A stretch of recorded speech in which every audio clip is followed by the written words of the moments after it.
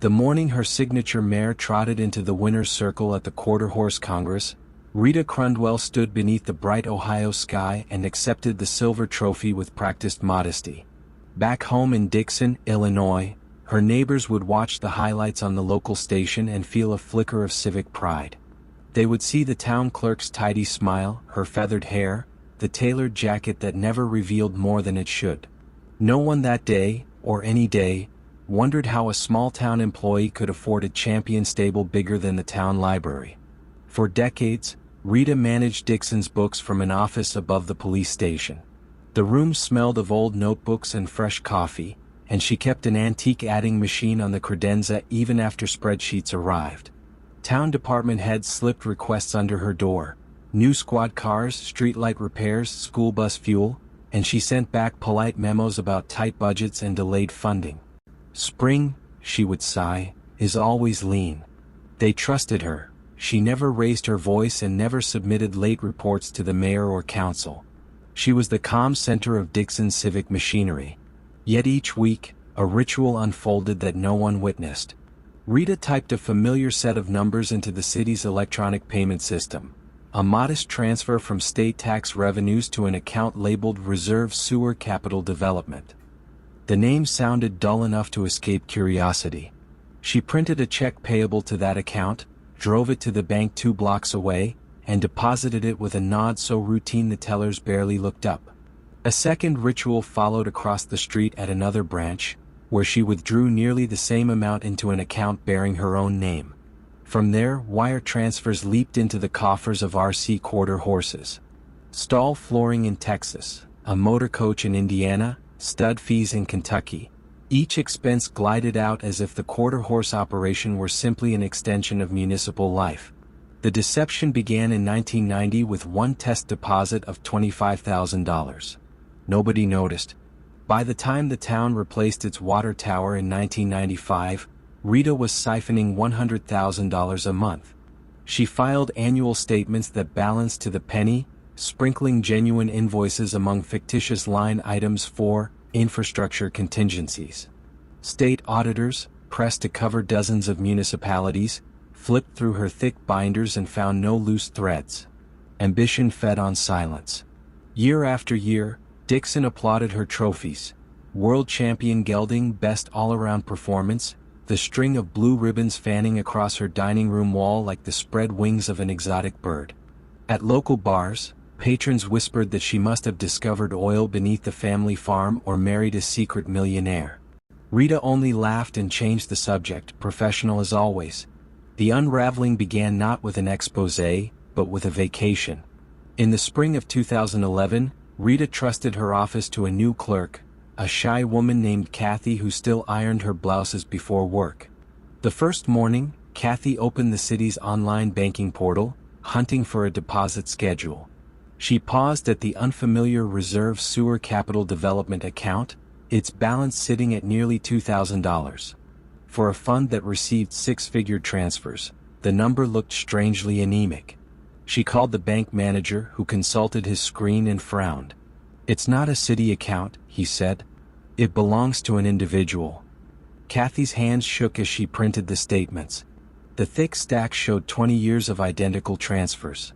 She carried it to the acting mayor, a retired machinist who read half a page and felt the room spin.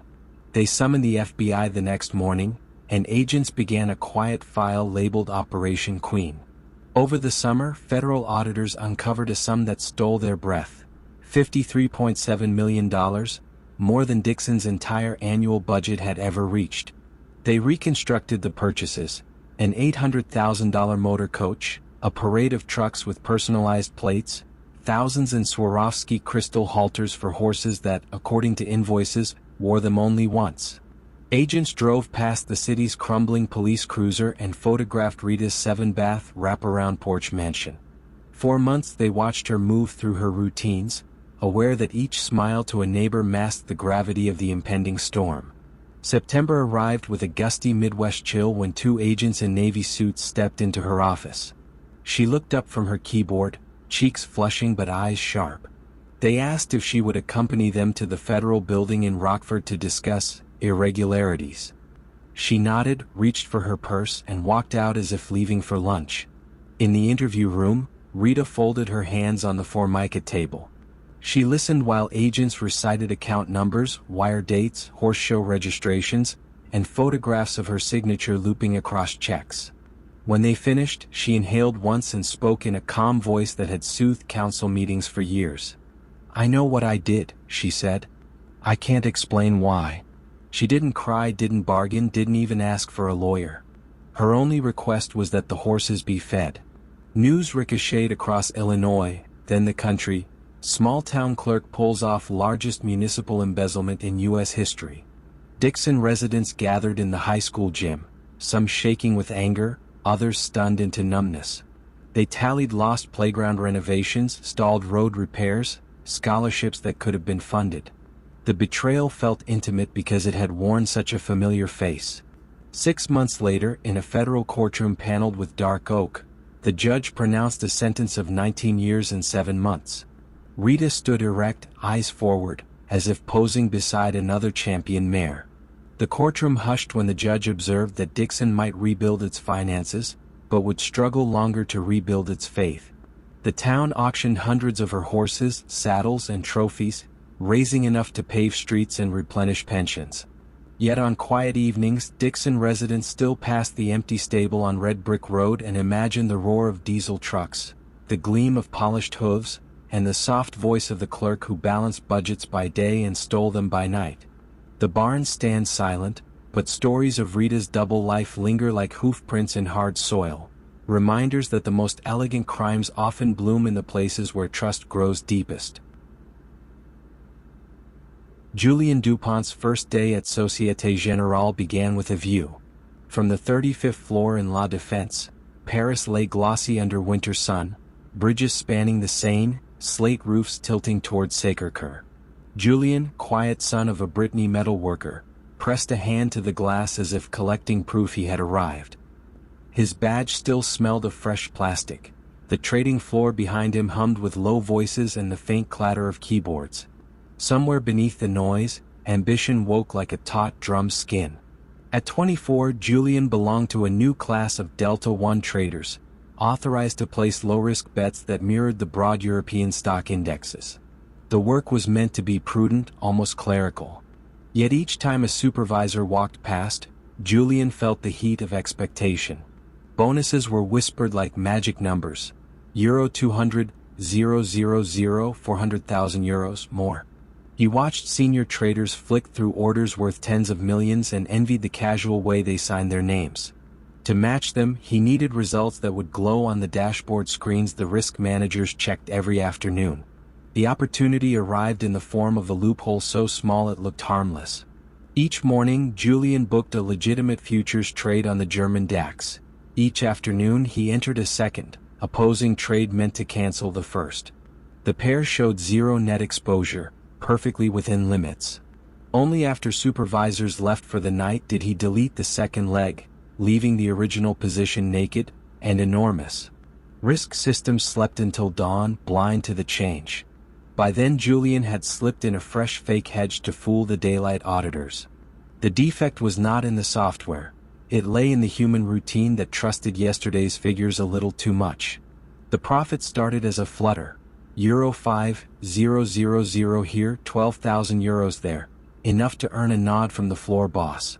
Julien began arriving before the cleaning staff, pacing between rows of empty swivel chairs, debating whether to go larger. He pictured his mother opening a letter edged in gold, an invitation to a bank gala where violinists played beneath chandeliers. One icy morning, he keyed in a position worth 500 million euros, then sat motionless while the numbers scrolled. When the market rose, the gain landed with a soft ping. 1.7 million euros before breakfast.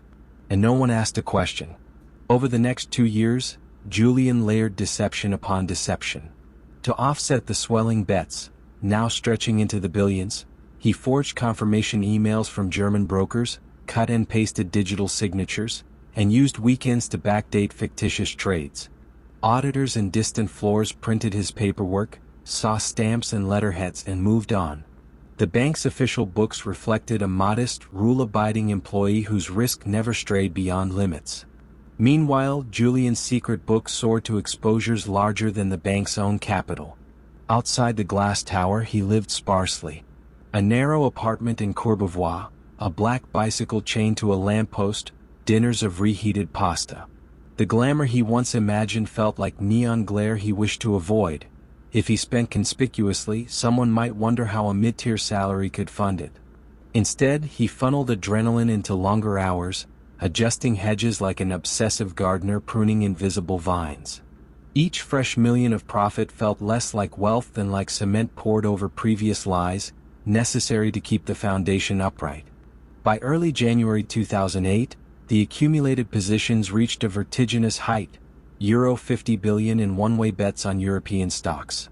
Julian slept in 20-minute bursts at his desk, aware that a market downturn of even 1% could erase everything. Then the downturn arrived. American mortgage news trickled across the Atlantic, spooking investors. The DAX opened lower, then plunged. Julian's screens bled red. Within hours the hidden loss swelled past 1 billion euros, a figure large enough to wound the bank if exposed. He tried doubling down, convinced the market would rebound, but each attempt only deepened the crater. At 9 on a gray Friday, risk control flagged an odd pattern. Trades executed under Julian's code lacked corresponding broker tickets. A manager phoned the broker. The broker denied any knowledge. 30 minutes later, security badges clicked outside Julian's cubicle. He looked up at 2 compliance officers in dark coats. One asked him to log out, the other requested his keys. Julian removed his headphones and for the first time in years, allowed silence to settle. Investigators worked the weekend, following breadcrumb trails through servers and paper archives. They uncovered the phantom hedges, the forged emails, the nightly deletions. The figure crystallized Sunday at dusk. 4.9 billion euros in losses, history's largest rogue trading hole. On Monday, the bank issued a stunned press release. By Tuesday, Parisian tabloids splashed Julian's photo above headlines that called him Le Trader Fantôme. Throughout interrogation, Julian spoke in measured tones, describing his method with the detached clarity of someone reciting weather patterns. He insisted he never stole for personal gain, that every click aimed to defend the bank by earning profits that would ultimately belong to it. Prosecutors scoffed at the notion of selfless fraud, yet colleagues who remembered his frugal life found the claim unsettlingly plausible. Here was a crime driven less by greed than by a warped sense of duty and mismatched pressure. A man who mistook colossal risk for loyalty. The criminal court sentenced him to 5 years and ordered restitution equal to the entire loss, a sum so impossible it felt symbolic, like demanding he repay the moonlight. Outside the courtroom, winter drizzle streaked the marble steps. Journalists jostled as Julian, now in a plain overcoat, was led to a waiting car. He kept his gaze down, avoiding the skyline that once promised everything. In La Défense, the trading floor underwent ritual cleansing. New software, stricter approvals, a forest of fresh surveillance cameras. Yet employees whispered that no algorithm could fully guard against the oldest hazard, the human wish to be extraordinary.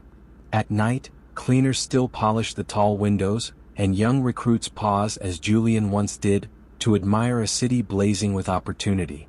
Somewhere below that quiet glass, a ledger records every bet, every hedge, every fragile secret balanced on faith that someone somewhere is truly watching. The afternoon Gunter, a janitor at Wirecard's glass-walled headquarters outside Munich, wiped fingerprints from the lobby turnstiles. A television above him showed the company's stock cresting 190 euros. Anchors called Wirecard Germany's tech crown jewel, the first fintech ever admitted to the DAX index. In a conference room upstairs, CEO Marcus Braun adjusted his dark turtleneck and told investors that digital payments were merely phase 1 of a grander planetary network. Beside him, Chief Operating Officer Jan Marsalek sat perfectly still, fingers entwined, eyes half shut as though already picturing the future that would make them both legends. Jan cultivated mystery the way others collect antiques. Born in Vienna, he spoke Russian with a Viennese lilt, Mandarin with surprising precision, and could segue from payment routing to Libyan geopolitics without pausing for breath. In Munich cafes he favored espresso in a narrow glass and whispered about surveillance drones, private militias, rare earth metals. Colleagues floated rumors. Jan met with Kremlin insiders, helped negotiate prisoner exchanges, financed startups that never appeared in any registry. He seemed too worldly, too restless to be contained by revenue spreadsheets, yet his signature authorized every quarter's numbers. Internally, those numbers sparkled. Wirecard claimed that Asian and Middle Eastern third-party acquirers processed transactions that European regulators had not yet approved. Profits from Manila, Dubai, and Singapore poured in as neat, upward-sloping lines. The earnings paid for entire floors of ergonomic desks, an employee bistro serving matcha lattes, and Marcus Braun's nightly helicopter commute. Yet junior accountants sometimes whispered when figures arrived minutes before deadline, rounded to the exact euro. Miracle timing, someone joked, tapping a calculator that displayed nothing but zeros. In 2019, Anna Schmidt joined the internal audit team, fresh from university, cheeks still freckled from Bavarian summers. She loved puzzles and the quiet thrill of reconciling numbers. One rain-silvered evening, Anna studied a Manila trust account that supposedly held 1.9 billion euros, equal to nearly a quarter of Wirecard's balance sheet. The supporting letter bore a Philippine bank logo that looked oddly pixelated, as if lifted from a website screenshot. She emailed her supervisor, who sighed, closed her chat window, and advised her to focus on controllable tasks. The door to higher floors was not hers to open. Meanwhile, across the channel, a Financial Times journalist named Dan McCrum collected whispers of forged contracts and phantom clients. Each story he published tightened the spotlight. On earnings calls, Marcus grew brusque, dismissing allegations as fabrications by speculators. Jan, unflappable, suggested the company might sue the newspaper for market manipulation. Still, the stock rocked between dizzying highs and sudden drops, as if uncertainty itself had become a traded commodity. By early 2020, external auditors at KPMG demanded direct confirmation of the Philippine cash. Wirecard forwarded scanned letters flashing official stamps. The auditors insisted on live video verification. Jan flew to Manila under cover of night, texted selfies from a luxury hotel, and returned waving fresh paperwork. The ink still looked wet. KPMG's team nonetheless marked the balance unverifiable, and passed the file to Ernst & Young, Wirecard's statutory auditor, whose partners had signed off for a decade without qualm. This year, though, one partner phoned the Bank of the Philippine Islands. The voice on the other end replied, polite but firm, that no such account existed. June 18, 2020, dawned humid across Bavaria. At 8:22 a.m. Wirecard halted trading pending new information. In a hastily convened board meeting, a legal advisor pronounced the fatal words, "The funds are presumed non-existent." Marcus pressed his hands flat on the table. Jan, remote on a video link, nodded once, thanked everyone for their effort, and disconnected.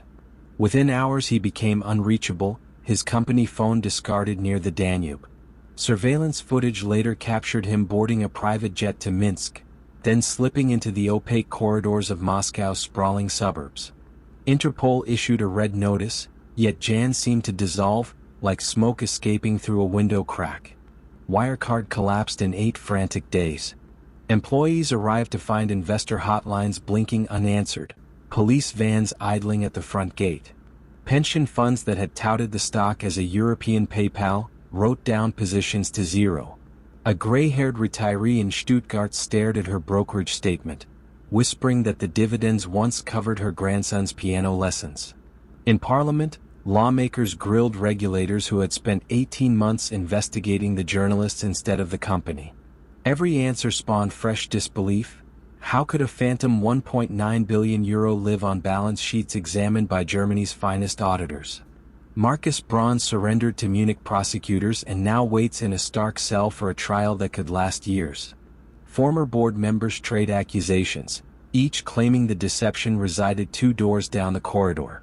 Anna Schmidt, the junior auditor, mailed her parents a final cardboard box of Wirecard stationery and moved to a small consulting firm, where she no longer assumes signatures prove anything at all. As autumn settles on Askeum's vacant campus, weeds climb the mirrored facade, distorting the once pristine reflection of the sky. Locals cycling past sometimes stop to peer into the lobby, where lights still flicker on timers, illuminating an empty reception desk. They think of the vanished billions, the charismatic Austrian who promised boundless growth, and the simple truth that no one, in the end, bothered to open a real vault door and look inside. Perhaps Jan Marsalek is sipping an espresso in some distant lounge, trading stories of drones and currencies for a different audience. Or perhaps he lives under another name, haunted by the knowledge that the most elaborate forged document can never quiet the moment when a single phone call, just one, finally answers no. In late 1999, the lights of downtown Houston pulsed violet against the polished sides of Enron Center, and commuters on I-45 could watch the company's neon glow like a promise. Executives spoke of a future where electrons were traded like corn and where a click of a mouse could reroute natural gas across continents. Shareholders, dazzled, drove the stock past $90, then $100, then split-adjusted heights no analyst had predicted. Inside, Chief Financial Officer Andrew Fastow paced his corner office, a man quietly certain that momentum must never be allowed to slow. Fastow wore calm like tailored linen. Colleagues described his half-smile, the reassuring nods he gave during earnings calls, the way he ended conversations with the phrase, "totally under control." Yet beneath the composure lay a restless arithmetic. Enron's core businesses, pipelines, power plants, bandwidth, sometimes sputtered, and Wall Street's appetite for flawless quarter-over-quarter growth turned even minor setbacks into existential threats. Fastow found his solution in a kind of financial sleight of hand, one that required only trust and a willingness to look away at the right moment. He christened the first entity LJM Cayman LP, initials borrowed from his wife Leah and their sons, Jeffrey and Matthew. On paper it was an independent partnership. In practice it was Fastow wearing a different hat. Enron sold troubled assets to LJM for cash, booking immediate profits and erasing volatility from its own ledgers. Banks, eager for a piece of Enron's shine, financed LJM with loans wrapped in layers of non-disclosure. The deals carried nicknames, Whitetail, Osprey, Southampton, each one a small myth designed to distract from the simple truth. Enron was moving money from one pocket to another and calling it revenue. One success bred another. Fastow sketched new structures on yellow legal pads, tidy boxes connected by arrows that bent like fishing line, Raptor's eye through 4 Chuko Jedi. Each vehicle promised to hedge Enron's risk by buying shaky assets and guaranteeing a fixed return. But the guarantor often turned out to be Enron stock itself, a snake swallowing its tail. If the share price ever slipped, the hedge would rupture, revealing nothing underneath. Meanwhile, CEO Jeff Skilling prowled conference stages in crisp shirt sleeves, declaring Enron not an energy company but a logistics system for the new economy. He urged employees to leave nothing on the table, grading them in brutal rank-and-yank sessions that cut the lowest performers each year. The culture worshipped winners who met numbers and mocked warriors who asked how.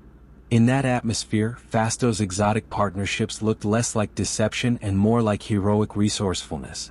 Still, unease flickered. A mid-level accountant noticed that a hedge called Raptor B showed assets and liabilities equal to the cent, as if reality had been copy-pasted across 2 spreadsheet columns.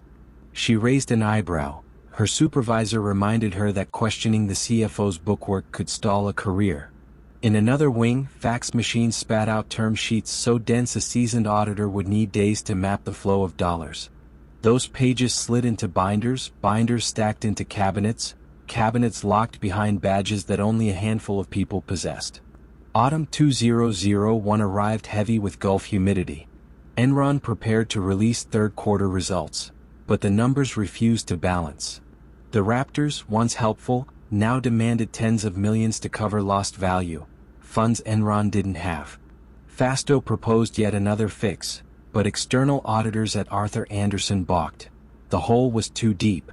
At last, Enron announced a $618 million loss and a $1.2 billion write-down tied to mysterious partnerships. The stock buckled 20% in a day. On trading desks, Analysts who had praised Enron as a new template for capitalism now spent lunch scouring footnotes they had scarcely skimmed before. Inside the tower, whispers spread with elevator dings. Sharon Watkins, a vice president with a tidy cubicle and a conscience that refused to quiet, drafted a memo to Ken Lay, the genial founder who had recently returned as chairman. "I am incredibly nervous," she typed, "that we will implode in a wave of accounting scandals." Lay called her a heroine in public, but privately the leadership weighed damage control versus confession and chose the former. They announced Lay would reassure employees in an all-hands meeting set for Monday. By Friday, however, the Securities and Exchange Commission had opened an inquiry. The schedule no longer belonged to Enron. Credit rating agencies, once dazzled, reached for red pens. Lenders demanded collateral Enron could not supply. When the share price fell below $10, the Raptors detonated, converting theoretical obligations into real debts that widened by the hour. Arthur Andersen auditors, panicked, shredded boxes of working papers in a downtown conference room, a futile attempt to unwrite the past. Fasto, removed from his CFO chair, watched attorneys box up his desk before sunrise. He told a colleague on the phone, voice thin, that perhaps he had gone too far too fast. The line cut. December 2, 2001, Enron filed for Chapter 11, the largest bankruptcy in American history till then. Employees gathered in the lobby clutching cardboard boxes, severance checks already stale because payroll accounts were frozen. One woman paused to take a final photo of the neon E. The camera flash echoed off marble that had once felt invincible. Pensioners across the country opened envelopes showing life savings reduced to single digits. Each balance carried an invisible note. Trust, once broken, compounds loss faster than any exotic derivative. Fasto pleaded guilty to conspiracy and fraud, agreeing to a 10-year sentence and forfeiture of millions. In court he admitted that greed had worn the mask of innovation, that he had convinced himself every fresh partnership was merely a bridge to the next quarter, the next applause. Skilling received 24 years, later reduced. Lay died of a heart attack before sentencing, leaving a verdict unspoken. Today, Enron Center houses smaller firms that lease floor space by the month. The neon E is gone, replaced by an unobtrusive logo that glows in softer white. Yet janitors still polish the marble each evening, their cloths passing over seams where ambition once hid its fractures. Those corridors whisper a caution older than finance. Castles built of paper can rise breathtakingly high, but they collapse at the faintest shake, leaving only dust and the memory of hands that believe themselves steady. By dawn, a pale mist drifted over the Po Valley and wrapped the low factories of Colecchio in quiet, almost pastoral calm. Inside the headquarters of Parmalat, a security guard clicked on fluorescent lights, revealing corridors lined with framed photographs of milk cartons and toddlers in sunlit kitchens. For 2 decades, Italians had trusted that image, wholesome, provincial, incorruptible. No one imagined that, behind the scent of sterilized dairy and freshly waxed floors, a hole big enough to swallow the company's future had opened and was widening by the day. Callisto Tanzi, Parmalat's founder, carried himself like a modest grocer who happened to lead a multinational. He favored conservative suits, brown leather briefcases, and the slow, reassuring cadence of a parish deacon. Journalists noted how gently he pronounced latte, milk, as though speaking the word could curdle it. Shareholders found his humility disarming, especially when he spoke of Parmalat's conquest of Latin American markets or its new lines of fruit juice and biscuits. Yet humility alone could not fund expansion, and banks, even friendly ones in Milan, demanded collateral that Tanzi's real books simply could not supply. The first deception arrived in 1993, almost politely, an overstated inventory line here, a backdated invoice there. When auditors asked why powdered milk stocks never seemed to shrink, accountants replied that global demand fluctuated, that agricultural cycles defied punctual reconciliation. The answers sounded reasonable enough in conference rooms scented with espresso. Meanwhile, an offshore subsidiary named Bonlat emerged in the Cayman Islands, ostensibly to handle Latin American cash flows. Its address sat 1 floor above a lawyer's office that housed dozens of similar entities. No pallets of milk ever crossed its threshold. Year after year, Tanzi's ambition outran earnings. Television rights to Parma Calcio football matches, a half-built tourism resort near Bari, a minor stake in an airline, all financed by short-term debt hidden in a labyrinth of shell companies. Each quarter, Treasury officials phoned their counterparts at Bank of America or Citigroup, requesting fresh credit lines. The banks, lulled by Parmalat's pristine audit opinions, obliged. After all, the balance sheet showed nearly €4 billion in cash and equivalents. Money that seemed to sit quietly compounding in Bonlat's Cayman account. In autumn 2003, a soft-spoken analyst at Merrill Lynch, Veronica Guidi, prepared to issue a routine buy recommendation. One item nagged her. Bonlat's cash position, €500 million, had not budged in 6 quarters. Interest income, however, kept rising. Veronica placed a call to Citigroup's Milan office, asking for confirmation that Bonlat indeed wired daily payments to European suppliers.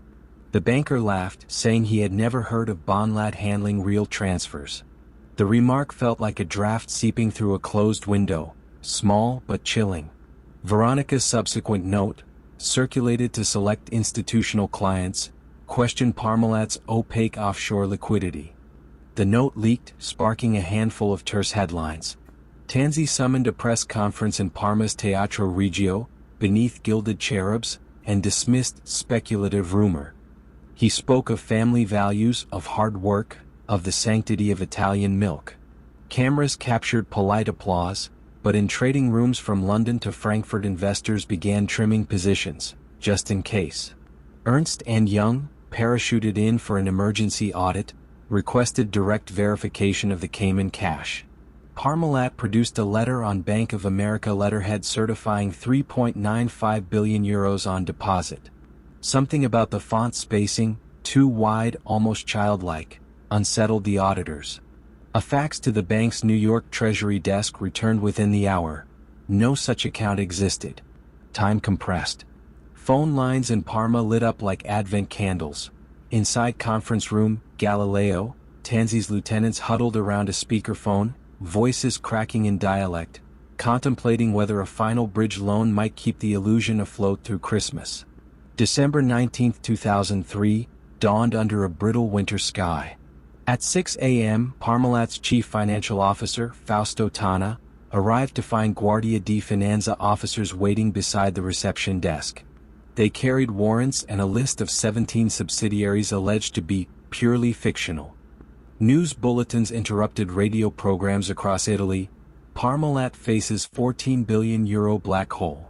Supermarket shoppers paused, cartons halfway to baskets. Trust, poured daily over cereal, had curdled overnight.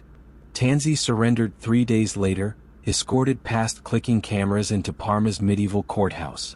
Reporters noted he clasped a rosary as prosecutors alleged the largest fraud in European history. The charge sheet read like a tragic inventory: false invoices, circular loans, derivatives contracts designed solely to move cash in figure eights. Employees emerged from offices carrying cardboard boxes of personal photos, astonished that their paychecks, so modest, so regular, had rested on vapor. One factory worker told the Corriere, "Eravamo una famiglia di latte. We were a milk family." The betrayal felt paternal. Court hearings revealed the mechanics: fake purchase orders, phony earnings, and most devastating, that non-existent Cayman cash, represented by a photocopied PDF whose signature block had been cut from a decades-old mortgage letter. Auditors confessed they had relied on management representations. Banks admitted they had rolled over debt because everyone else was in. Italy's financial watchdog, Consub, conceded it had flagged concerns but feared unsettling a national champion. In each corner of the system, someone had chosen manners over math. Sentencing came in slow waves. Tanzi received 10 years, later extended to 17 after appeals. Tana served time, then resurfaced as a consultant far from public view. Creditors clawed back fragments: a Tuscan villa, a vintage car collection, partial proceeds from art auctions. But bondholders, many small Italian retirees enticed by safe yields, recovered pennies. At breakfast tables, families now eyed logos with an altered tenderness: aware that purity claims could hide a swamp. Parmalat itself, stripped of debts and illusions, eventually re-emerged under French ownership. Its cartons still occupy refrigerated aisles, though the branding now whispers rather than boasts. Commuters on the A1 motorway pass the Colecchio plant, noting new signage but the same low silos where milk is pasteurized. The fog still rolls in from the PA, soft and forgiving, yet some employees swear the air carries a faint metallic note, a reminder that even the sweetest latte can cloak the taste of hubris.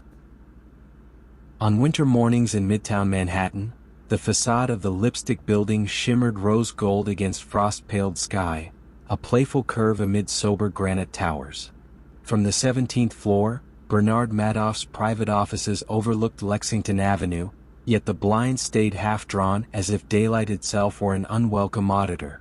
Receptionists on the public 18th and 19th floors greeted hedge fund managers, Swiss bankers, and Palm Beach socialites with lattes and gentle deference. Few visitors knew that the real engine, the one generating the impossibly smooth returns, hummed one flight below, behind a gray steel door opened only by an unmarked keycard. Bernie, as nearly everyone called him, cultivated an aura of genial certainty. He wore navy blazers that never wrinkled, spoke in an almost grandfatherly Brooklyn baritone, and sprinkled conversations with homilies about taking care of people. At industry galas he eschewed caviar for simple shrimp cocktail, explaining that excess distracted from the work. Journalists loved the narrative. A former lifeguard who had built one of the first electronic trading platforms, a Nasdaq chairman who still returned calls personally. Investors repeated the line that Madoff never loses, with a wink that suggested access to something rarefied yet respectable. In truth, the charm masked an expanding void. The money management side of Bernard L. Madoff investment securities began bending under pressure in the early 1990s, when legitimate strategies lagged the S&P 500. Rather than admit a bad quarter, Bernie fabricated a minor gain, wiring early investors payouts directly from fresh deposits. It's temporary, he told himself, just until markets turn.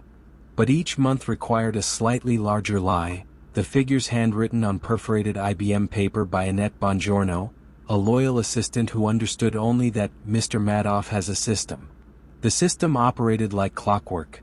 Client statements, mailed in ivory envelopes, listed trades in blue-chip stocks purchased mid-month and sold end-month for small but steady profits. The trades, of course, never occurred. Inside the 17th floor back office, staff printed random ticker symbols onto spreadsheets, ran them through a decades-old IBM 3800, then filed the reams in beige boxes labeled by year. If an auditor asked for trade confirmations, Bernie's nephew in the legitimate market-making arm could generate electronic footprints that looked convincing, because the family name really did clear millions of shares daily. It was fraud camouflaged by a truthful outline, an architectural rendering where only the load-bearing beams were missing. Word of mouth became gospel. In Palm Beach, acquaintances whispered about Uncle Bernie at sunset cocktail hours, the hush lending prestige. Jewish charities and European private banks funneled ever larger sums, drawn by the promise of 10 to 12% annual returns with negligible volatility. Risk managers occasionally voiced concern that such consistency defied financial gravity, but their memos often died in committees.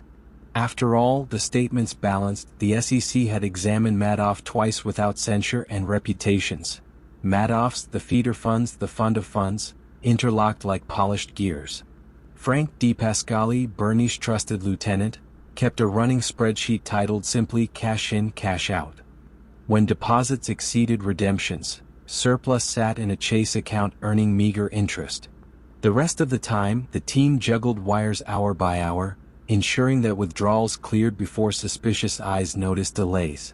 Frank joked that they were air traffic controllers, landing planes with no fuel and praying nightfall hid the sparks. The humor grew darker each year. By 2007, client statements claimed $65 billion in assets, yet the real cash on hand hovered below $2 billion. December 2008 arrived brittle and raw, Wall Street still reeling from Lehman's collapse. Redemptions spiked as terrified investors sought liquidity. One Thursday, Frank slid a sheet across Bernie's mahogany desk. Requests totaled $7 billion, nearly quadruple available funds. For the first time, Bernie's shoulders slumped. He glanced at the framed photograph of his Hamptons Beach house, then at his Mont Blanc pen and murmured, "It's over."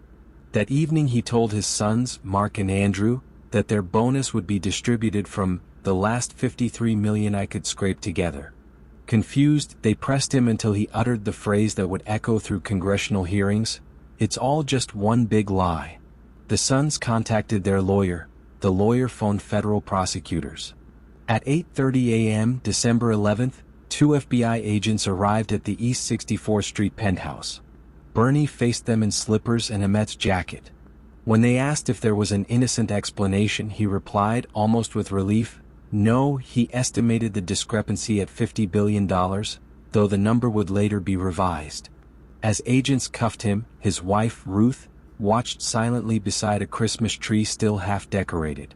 The city outside bustled, unaware that a pillar of perceived stability had just turned to sand. Reverberations followed like aftershocks. Feeder fund managers flew overnight to New York, standing in courthouse corridors pale and stunned. Charities shuttered within weeks. A French aristocrat involved in a Luxembourg fund took his life in his office. A former Madoff investor in Palm Beach collapsed on a club tennis court. The scandal stripped away not only money but a web of social capital woven over decades. People who had hosted bar mitzvahs together now met in litigation, each claiming the other should have known. In court, Bernie spoke softly, accepting guilty pleas to 11 counts of fraud and money laundering. He insisted he alone engineered the ruse, shielding family and staff, though evidence hinted complicity seeped outward like ink in water. Judge Denny Chin called the crime extraordinarily evil, imposing a 150-year sentence. Bernie merely nodded, eyes vacant, as if the cage had closed long before the bars became literal. The Lipstick Building still curves skyward, its lobby now hosting different tenants. Suite 1701 has been repainted, the steel door removed during evidence collection. Yet maintenance workers swear that when fluorescent bulbs flicker at dusk, a faint whir, like an aging IBM printer, echoes through the vents. It's a reminder that numbers, when repeated often enough, can entrance entire communities until the moment someone finally asks to see the cash, and silence answers louder than any proof. The scent of fresh varnish still hung in Volkswagen's new engine test center when, in early 2006, a slight engineer named Axel Eberle slid a printout across a conference table. The chart traced two lines. The blue, projected U.S. nitrogen oxide limit, flat and unforgiving. The red, VW's 2.0-liter TDI emissions under standard calibration, arcing well above regulation. Board member Wolfgang Hatz tapped the page with one manicured finger and asked the room a question that sounded benign. How do we make the lines meet without losing power or profit? No one answered aloud, but ambition circled like a hawk over prey much smaller than itself.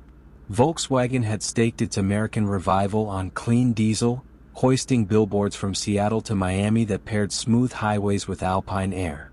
Engineers in Wolfsburg toiled over piezo injectors and particulate filters, yet the chemistry refused to obey marketing schedules. Each tweak fixed one pollutant only to worsen another. In April, an R&D manager dashed off an email proposing an acoustic function to recognize when the car sensed laboratory rollers rather than open road.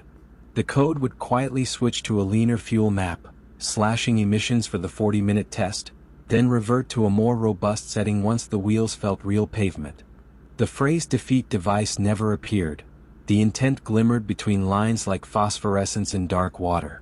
Software developer James Leong, bilingual in C++ and corporate subtext, wrote the first version over a long weekend.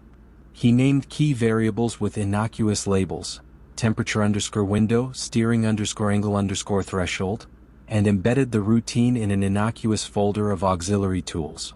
During initial dyno trials, the exhaust sniffer registered levels so low a technician cheered. Management ordered champagne flutes in the cafeteria that afternoon. No one asked how miracles had suddenly grown common. Marketing seized the figures. Television spots featured toddlers blowing dandelion tufts behind a gleaming Jetta TDI, while a voiceover promised, "No compromise between driving pleasure and the planet." Sales managers in Dallas and Denver hit monthly quotas they once considered fantasy. For each region, Berlin architects plotted new showrooms embossed with chrome beetles and bamboo floors. In Wolfsburg's executive canteen, top brass toasted the turnaround with Riesling chilled to diamond shatter. Yet inside the Environmental Protection Agency's lab in Ann Arbor, a graduate fellow named Mia Patel watched a Passat TDI laden with sensors climb Sierra Nevada passes during a real-world study. The car's emissions spiked to 40 times the legal limit whenever the engine strained uphill. Mia reran calibrations, swapped tubes, even blamed dust storms, but the pattern persisted. She submitted a preliminary report titled, "Anomalous NOx Behavior." Senior staff flagged it for Volkswagen's U.S. liaison, who responded with polite puzzlement and a promise to review internal data. Months dragged, replies thinned to silence. Back in Germany, engineer Axel harbored a growing pit in his stomach. Each new diesel model reused the cheat code, now polished and obscured like contraband passed through many hands. He drafted a memo urging a legitimate fix, selective catalytic reduction with urea injection, but the finance team calculated an added cost of $335 per vehicle. The memo died in a maze of subcommittees. Axel, newly a father, turned the page and concentrated on crash test documentation instead. In May 2014, California regulators demanded a face-to-face meeting. VW sent 2 powertrain specialists who arrived in Sacramento with immaculate slide decks showing lab compliance graphs. A skeptical engineer asked whether any steering angle parameters differed between test and road modes. The Germans exchanged quick glances but offered only mild shrugs. The meeting adjourned with no confession, yet each attendee sensed a seam had begun to split. Pressure tightened through the summer like a compressor belt. Lawyers rehearsed statements about technical bugs. Compliance officers urged immediate disclosure. At the top, CEO Martin Winterkorn weighed reputational ruin against quarterly targets. September 3, 2015, he authorized a brief to regulators admitting irregularities in roughly 500,000 U.S. vehicles. The word choice, modest as a cough in a church pew, failed to mask the enormity. 2 weeks later, the EPA exploded the euphemism with a public notice of violation. Stock traders in Frankfurt froze, then stampeded. Volkswagen shares plunged 20% by lunch. Winterkorn resigned within 48 hours, voice tremoring as he said he was stunned that misconduct had occurred to this extent. Inside plants at Zwickau and Puebla, production lines slowed to half speed while software teams raced to craft a legal patch. Employees stared at engine blocks, wondering which bolts still secured their futures. Court documents soon mapped the architecture of deception. 9 million cars worldwide, 11 million lines of code, and a small cadre of engineers who convinced themselves that temporary rule-bending served a greater corporate destiny. Prosecutors in Braunschweig indicted managers for fraud and market manipulation. The U.S. Department of Justice pursued conspiracy and obstruction counts. Fines amassed into mountainous figures. 30 billion then. 35. Each news alert another landslide grinding reputation to silt. Axel, subpoena in hand, recounted the 2006 meeting with painful clarity. He told investigators how the defeat software was never named, only gestured at, like a family secret everyone fears saying aloud. Leung flew to Washington under plea agreement, voice cracking as he admitted the cheat began not with malice, but with schedule pressure and the naive belief regulators checked only what they were shown. Today, Volkswagen's diesel lineup in America has vanished, replaced by battery-powered SUVs promoted in ads as recharged honesty. The rebuilt test center in Wolfsburg now features transparent walls where visitors watch engineers validate emissions in real traffic streams. Still, some nights security guards swear they hear echoes. Faint typing, a celebratory cheer, the cork pop of champagne from an era when numbers looked perfect on paper and no one rolled down a real window to smell the air. Braunschweig's court will soon deliver its final verdicts, but communities from Stuttgart to Sacramento already hold their own. Trust sacrificed for horsepower, integrity traded for margins of cents per mile.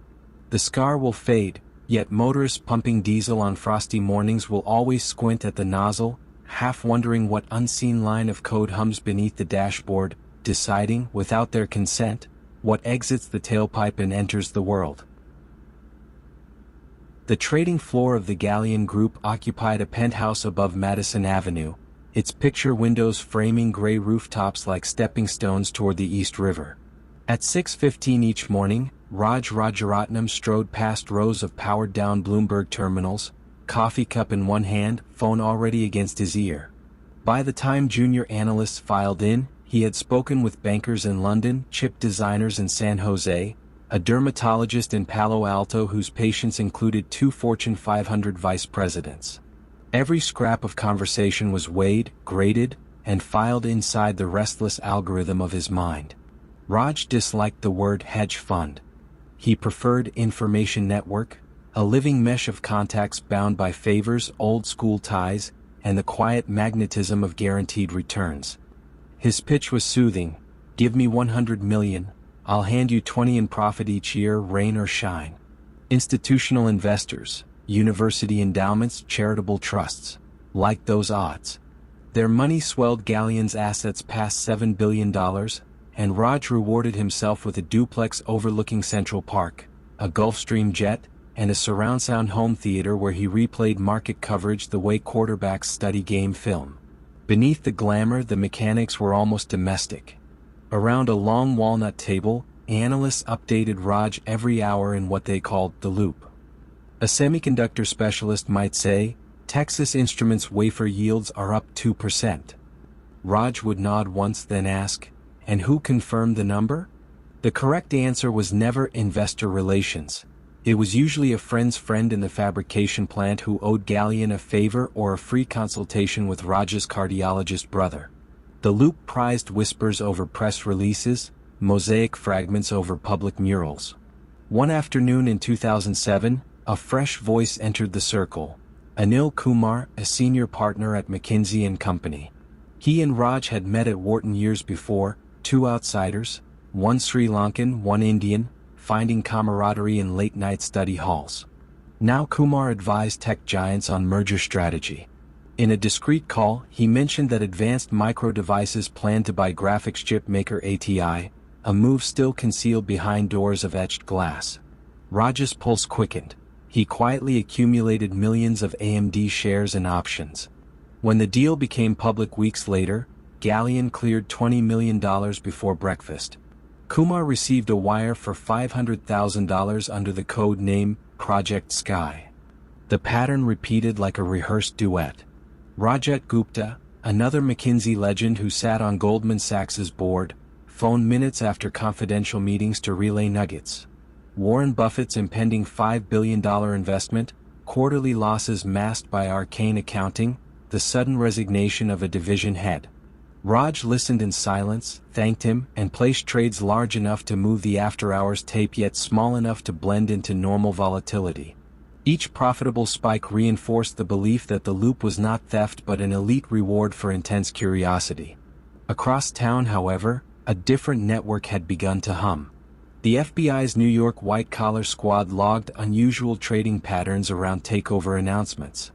Agents noted that Galleon's positions aligned with secret boardroom votes too precisely to be luck.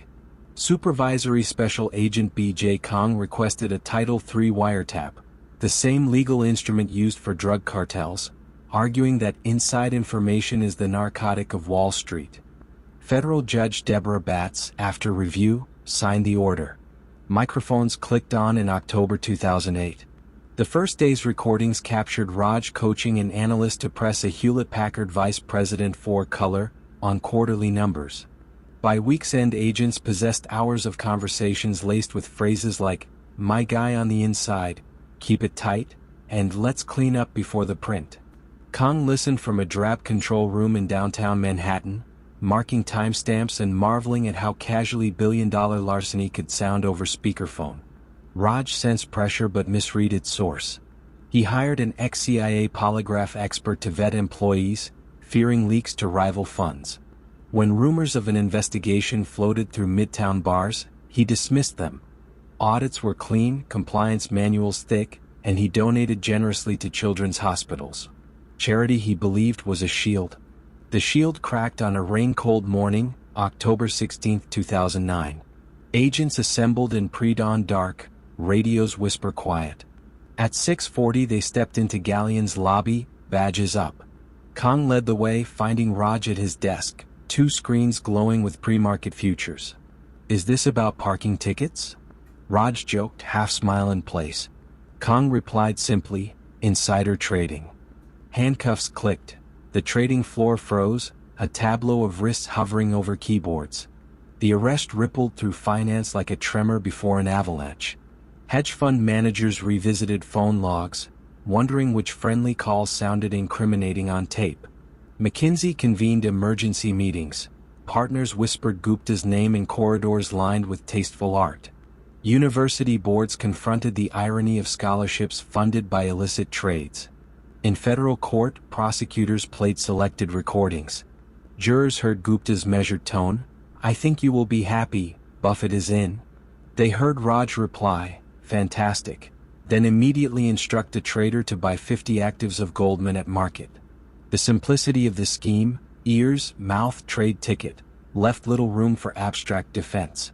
Raj's lawyers argued cultural nuance, claiming their client merely valued robust dialogue. The jury needed 11 hours to return a unanimous guilty verdict on 14 counts. Judge Richard Holwell, voice steady, pronounced an 11-year sentence and a $92 million fine. He noted Raj's philanthropy but concluded that opulence built on exploitation cannot stand as virtue. Raj listened, hands clasped, expression serene yet distant, as if he already viewed the scene through the thick glass of a prison visiting booth.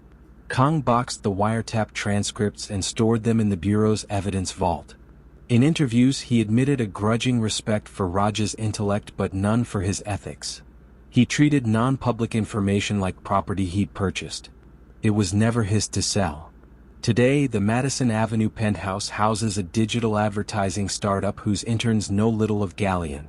The walnut table is gone, replaced by standing desks and neon motivational signs.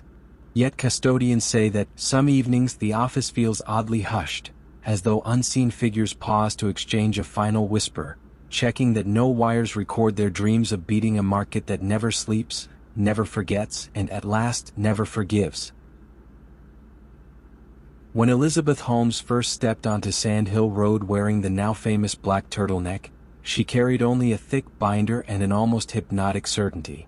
Venture partners accustomed to 20-minute pitches found themselves listening for hours while she spoke of a world where a single drop of blood could reveal every secret inside a human body. She called the prototype Edison, a name that suggested inevitability, and she assured the room that full panels, cholesterol, cancer markers, viral loads, would soon require no more than the prick of a finger. The investors signed non-disclosure agreements as eagerly as they signed checks. Theranos occupied a low, tan building on Page Mill Road, its tinted windows hiding little more than carpeted hallways, a modest wet lab and rows of sleek beige analyzers purchased from Siemens. Yet Holmes insisted that, in a locked room at the back, an army of microfluidic cartridges and custom optics stood ready to append medicine. New hires entered through one door and were instructed never to open the other. For intellectual property reasons, their orientation packets warned. Biochemists wearing blue nitrile gloves calibrated reagents on third-party machines while software engineers, 10 feet away, debugged an Edison firmware iteration no scientist was permitted to see. The company cafeteria posted a slogan in Helvetica: "Trust is our priority." Sunny Balwani, the stoic former software executive who became president, set a tone of quiet urgency. Staff were told that end-of-quarter demos for Walgreens and Safeway executives could not slip even a single hour. When internal validation runs produced erratic readings, Balwani ordered biochemists to do whatever it takes to hit target ranges. A senior lab associate suggested rerunning samples on the Siemens analyzer until numbers matched the prototype's supposed output. The fix appeared harmless, a temporary bridge while engineers perfected the Edison. Holmes, notified of the workaround, nodded once and thanked the associate for protecting the mission. Walgreens signed a rollout agreement that envisioned Theranos kiosks in thousands of stores. In a ceremony at the headquarters in Deerfield, Illinois, Holmes clutched a glass vial of blood, the same shade as the company's logo, and declared, "This little drop changes everything." Pharmacists in Phoenix received pallet loads of miniature centrifuges and pages of protocols that left crucial reagent steps blank. If a patient's potassium reading came back suspiciously high, a help desk operator advised calling an ambulance. Doctors in Scottsdale soon wondered why healthy marathoners suddenly showed near-fatal electrolyte levels, but the company's call script blamed improper hydration before testing. Inside the lab, whistleblower Tyler Schultz documented failure rates climbing past 40% on critical assays. He emailed Holmes a memo entitled "Quality Concerns," outlining dilution errors, untrained night shift techs, and the routine practice of deleting outlier data. She responded with 2 words, "Thank you." Days later, Balwani summoned Tyler into a glass conference room and threatened legal action under a non-disclosure clause that named damages in the billions. Tyler left the building carrying only his notebook, its margins crowded with exclamation marks beside raw numbers that refused to align with hope. Wall Street Journal reporter John Carreyrou caught the scent of the story when a pathologist friend mentioned a blood unicorn that won't let employees talk. Carreyrou's first cold call ended with a lawyer's warning, but Tyler's grandfather, a former Theranos board member, whispered, "Look deeper." Over 6 months, Carreyrou pieced together purchase orders for third-party machines, FDA inspection reports that cited major deficiencies, and internal emails in which Holmes demanded that lab staff delete calibration logs before a surprise audit. In October 2015, the journal published its first exposé. Holmes's photo, eyes wide and confident, stared above the headline "Hot Startup Theranos has struggled with its blood test technology." On CNBC that morning, she dismissed the article as factually inaccurate, insisting that her critics were those who can't imagine what's possible. But regulators could imagine ordinary malpractice, and soon the Centers for Medicare and Medicaid Services knocked on the page mill doors. Inspectors found quality control charts doctored with Photoshop, unlicensed personnel signing off on patient results, and a fridge full of expired reagents relabeled with fresh stickers. They issued a notice recommending termination of Theranos' lab license and a 2-year ban for Holmes herself. Investors reacted first with double downs, more capital to complete validation, but pharmacy chains quietly paused new kiosk deployments. Patients filed class action suits alleging misdiagnosis. The Securities and Exchange Commission opened an inquiry into whether Holmes had overstated revenues and technological readiness during fundraising, and in turn retrieved pitch decks that displayed Department of Defense logos under a slide titled "Active Battlefield Use," yet the Pentagon had never signed a contract. In a San Jose courtroom 3 years later, Holmes sat between attorneys, hair pulled into a low bun that framed her composure like a museum plaque. Prosecutors introduced email threads in which Balwani advised programmers to generate demo data offline moments before a board review.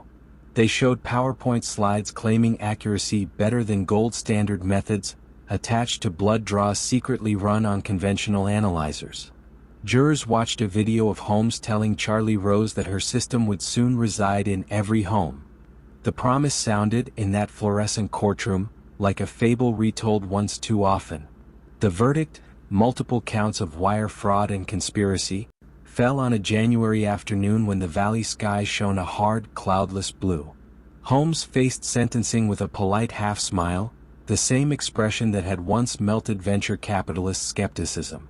She received 11 years, less for the lost billions than for the erosion of something rarer: faith that innovation and integrity walk hand in hand beneath the gleam of silicon dreams. The Page Mill building now hosts a cybersecurity startup. Its windows no longer require tinting. Yet employees sometimes glimpse, in reflections on the glass, the faint outline of a drop of blood, a reminder that in a land fueled by vision, reality remains the most unforgiving investor of all. Every weekday at 10:45 a.m., a junior clerk in U.S. Bank's London office opened an Excel sheet titled "LIBOR Submission," and typed a single number beside the heading 3-month USD. The entry, often no more than 2.87, traveled via secure email to the British Bankers Association. At precisely 11:30, Reuters would publish the trimmed average as the London Interbank Offered Rate, LIBOR, benchmark for 350 trillion in loans, swaps, and student debt contracts from Boston to Bangkok. In theory, the number reflected what big banks truly expected to pay for borrowing dollars that day. In practice, it reflected something far more fragile: trust in the honesty of half a dozen men and women scattered across the city. In 2006, that trust began to fray inside a glass tower on Threadneedle Street, where UBS derivatives trader Thomas Hayes hunched over 6 monitors. Hayes was a prodigy of basis points, able to spot mispricings in the narrow moat between LIBOR and Japanese yen futures. Profit depended on predicting which way tomorrow's fix would tick: up by a whisper, down by a breath. Each basis point shift on his book meant millions in gains or losses. To Hayes, leaving that movement to chance felt irresponsible, nudging it merely prudent. The lever proved laughably small. He needed only persuade UBS's submitter, a mild-mannered man named Mark, to shade the daily estimate by a hair. Over instant message, Hayes wrote, "Mate, if you could set $3 million high today, need it for a big one." Mark replied with a smiley face and, "No worries." At 11:30, the published LIBOR nudged higher by 0.001. Hayes booked a $750,000 profit before lunch, texting a colleague, "Easy money, come by for sushi." The request-response rhythm quickly ossified into routine. Hayes rotated favors: concert tickets, a case of Bollinger, the promise of a glowing evaluation. Sometimes he coaxed submitters at other banks, trading barbs like schoolboys. "You owe me one, big guy." One Deutsche Bank employee answered, "Dude, you're killing me, but okay, load tomorrow." Screenshots later revealed a universe where the world's benchmark interest rate was adjusted via emojis. Elsewhere in the city, Barclays Treasury Officer Peter Johnson faced a different pressure. During the 2007 credit tremors, Barclays actually had to pay more than rivals for overnight cash. Higher submissions signaled weakness. Newspapers might pounce. Shareholders could bolt. Senior executives suggested, in gentle tones, that Peter keep numbers in the middle of the pack. He complied, shaving a few basis points off truth, telling his deputy, "Everyone's lying a bit, we'd be foolish not to." What began as cosmetic turned systemic, a collective fiction that the interbank market remained calm while, beneath the gloss, liquidity evaporated like rain on a hot pavement. In April 2008, a curious email from the Federal Reserve Bank of New York arrived at the Bank of England. Analysts had noticed LIBOR drifting lower even as real transaction rates climbed. The Fed attached voice logs of U.S. bankers joking about setting LIBOR to suit our books. Sir Mervyn King, governor of the bank, forwarded the file to the British Bankers Association with a polite request for assurance. The association convened a teleconference, concluded existing rules were fit for purpose, and adjourned in 30 minutes. Meanwhile, Hayes's bonuses ballooned past $5 million. Barclays stock stabilized on the illusion of cheap funding. The global economy inched toward the cliff's edge. The unraveling began in Washington, of all places, when Commodity Futures Trading Commission investigator Vince McGonigal assembled a mosaic of chat logs supplied by a whistleblowing brokerage. Phrases like, "My turn to pull it down," and "we'll pay in beer," flowed across printed pages. McGonigal, a patient man with a penchant for crosswords, saw a pattern where others saw banter. He issued subpoenas to 6 banks, including UBS and Barclays, demanding every LIBOR-related communication since 2005. On a rain-smeared May morning in 2010, regulators walked into Barclays' Canary Wharf headquarters. Peter Johnson, summoned from a monthly liquidity meeting, watched as auditors traced his keyboard strokes, retrieving emails he had forgotten existed. One read simply, "Too high yesterday, boss unhappy." He felt the blood drain from his face. Across the channel, Swiss authorities notified Hayes that he was under criminal investigation. He stared at the letter, its Swiss-German legalese crisp as alpine air, then opened a fresh chat window to a former colleague. "Need lawyer rec, urgent." The colleague replied, game finally up? The first public blow landed June 27, 2012 when Barclays admitted misconduct and agreed to pay £290 million in fines. CEO Bob Diamond resigned 48 hours later, his voice cracking as he told Parliament, "I love Barclays and I am sorry." Newspapers christened the affair, the Libor lie, front page ink still wet when UBS announced a $1.5 billion settlement of its own. By Christmas, 9 banks faced investigations on 3 continents. Spreadsheets once buried in shared drives became prosecution exhibits. The chat messages read aloud in court drew gasps. "If you ain't cheating, you ain't trying." Tom Hayes stood trial at Southwark Crown Court in 2015, the first individual trader prosecuted. Prosecutors played recordings where he explained to an ex-girlfriend how tiny shifts produced jackpots. Hayes, on the stand for 10 tense days, argued that managers tacitly endorsed the conduct, a culture crime, not a personal one. The jury deliberated 7 hours before returning guilty on 8 counts of conspiracy to defraud. The judge, Sir Jeremy Cook, imposed 14 years, declaring, "The seriousness of your offense cannot be overstated." Hayes swallowed, nodded once and was led away, the clang of the cell door sealing off the tick of any market forever. Reform followed in hurried strokes. Libor oversight transferred to new administrators. Methodology anchored to actual transactions rather than whispered estimates. Yet critics wondered whether the fix addressed the deeper flaw, a system that still required humans, harried and biased, to summarize a market's soul in 11 numbers before lunch. Today, the clerk at U.S. Bank no longer submits a daily guess. Libor itself is being phased out, replaced by rates with sterner acronyms and heavier statistical armor. But city veterans strolling past Threadneedle Street sometimes pause at the coffee carts, recalling how a few casual chats once steered the plumbing of global finance. The espresso steams, buses hiss, and the hum of markets rolls on, minus the tiniest, almost imperceptible click of the clockwork lie that ticked faithfully until honesty at last rang the hour. At the edge of Interstate 20, the WorldCom headquarters rose from flat Mississippi clay like a mirage. Glass panels catching sun, manicured lawns trimmed with unhurried precision.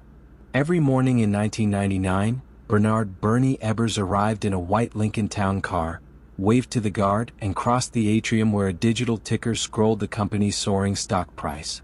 Employees whispered that Bernie, once a motel owner from Brookhaven, now guided the world's second-largest long-distance carrier, a telephone empire that seemed to stretch as far as the eye could hear.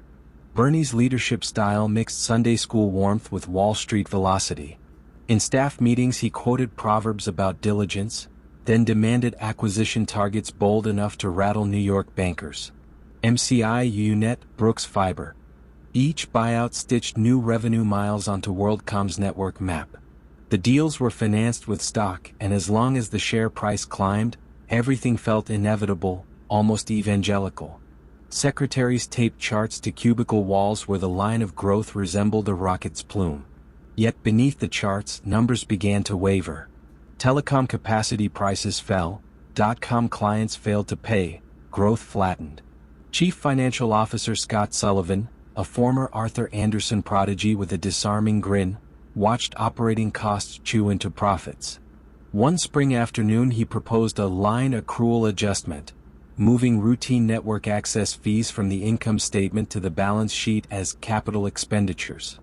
The tweak would lift quarterly earnings by a few cents, just enough to soothe anxious analysts. Bernie nodded. The change sounded technical, remote from the honest work of installing fiber and selling minutes. Accounting managers received terse emails. Reclassify $771 million in loop charges as assets. A senior controller hesitated, capitalizing expenses violated GAAP, but Sullivan's authority was ironclad. Temporary, he promised, until revenues catch up.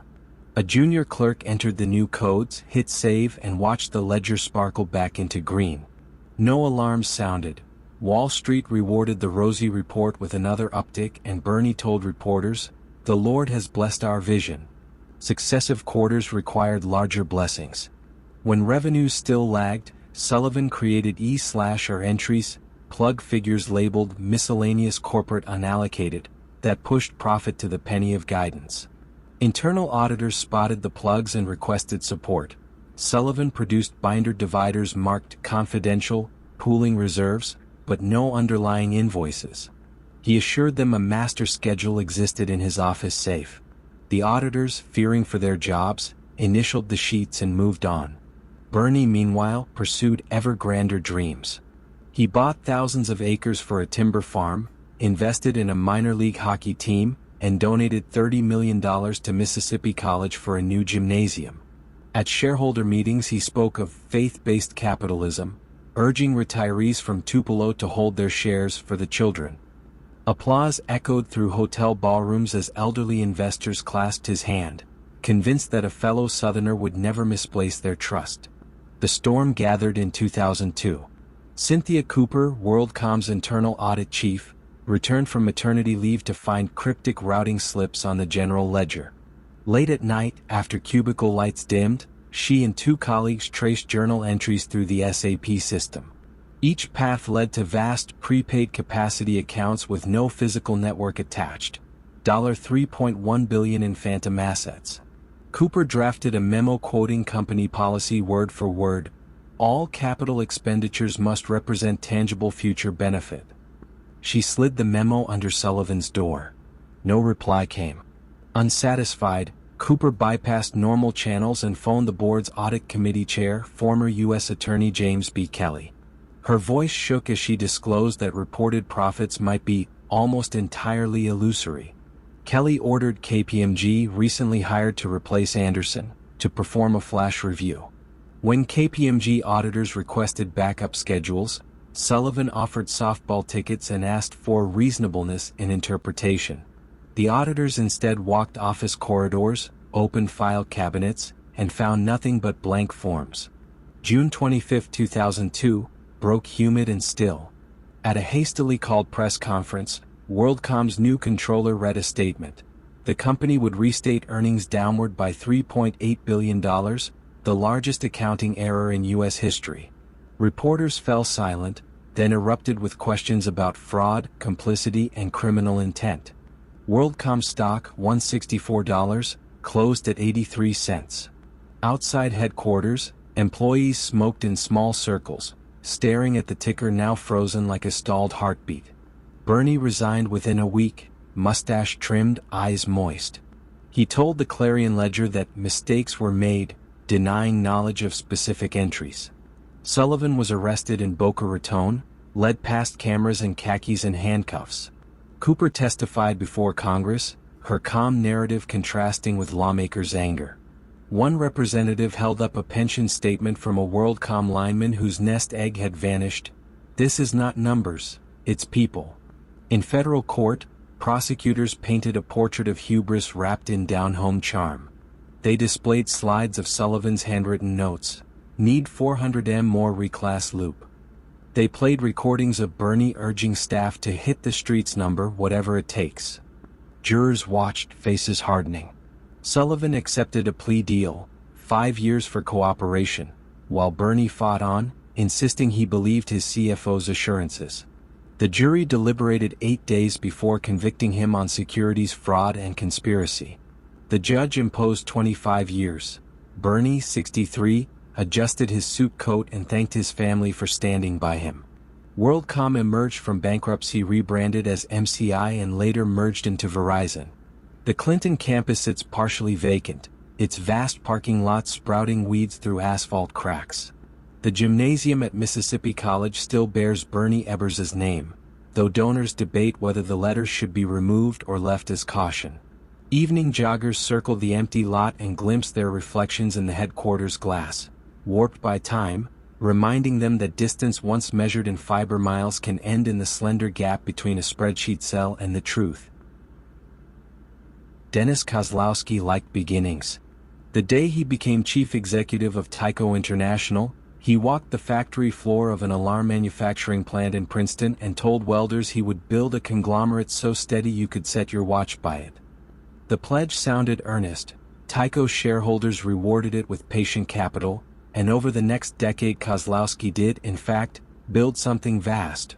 rolling up fire protection firms, medical device makers, security integrators, and electronic suppliers from Glasgow to Galveston. The company's share price split, then split again, and the press hailed him as America's least famous deal machine. Fame, however, appealed to Dennis more than the headlines suggested.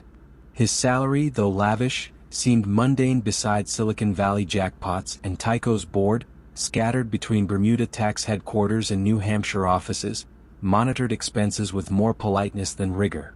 In 1996, Dennis hired Mark Schwartz, a cerebral chief financial officer whose spreadsheets wielded the precision of scalpels. Their partnership thrived. Schwartz kept the acquisitions humming on credit lines. Dennis kept Wall Street spellbound with tuck-in synergies that always appeared sooner than models predicted. The first fracture arrived as a whisper on Tyco's 10K footnotes, a $20 million forgivable loan to the CEO. Forgivable in this context meant free money if growth targets were met. The compensation committee waived the performance hurdles within 6 months, citing extraordinary leadership. No analyst pressed the matter. Tyco's quarterly numbers dazzled, and Dennis charmed conference calls with talk of disciplined stewardship. Meanwhile, the CEO's personal life expanded in parallel. He purchased a $30 million Fifth Avenue apartment whose concierge once mistook an SEC examiner for a florist because the examiner carried a clipboard of subpoenas inside a bouquet sleeve.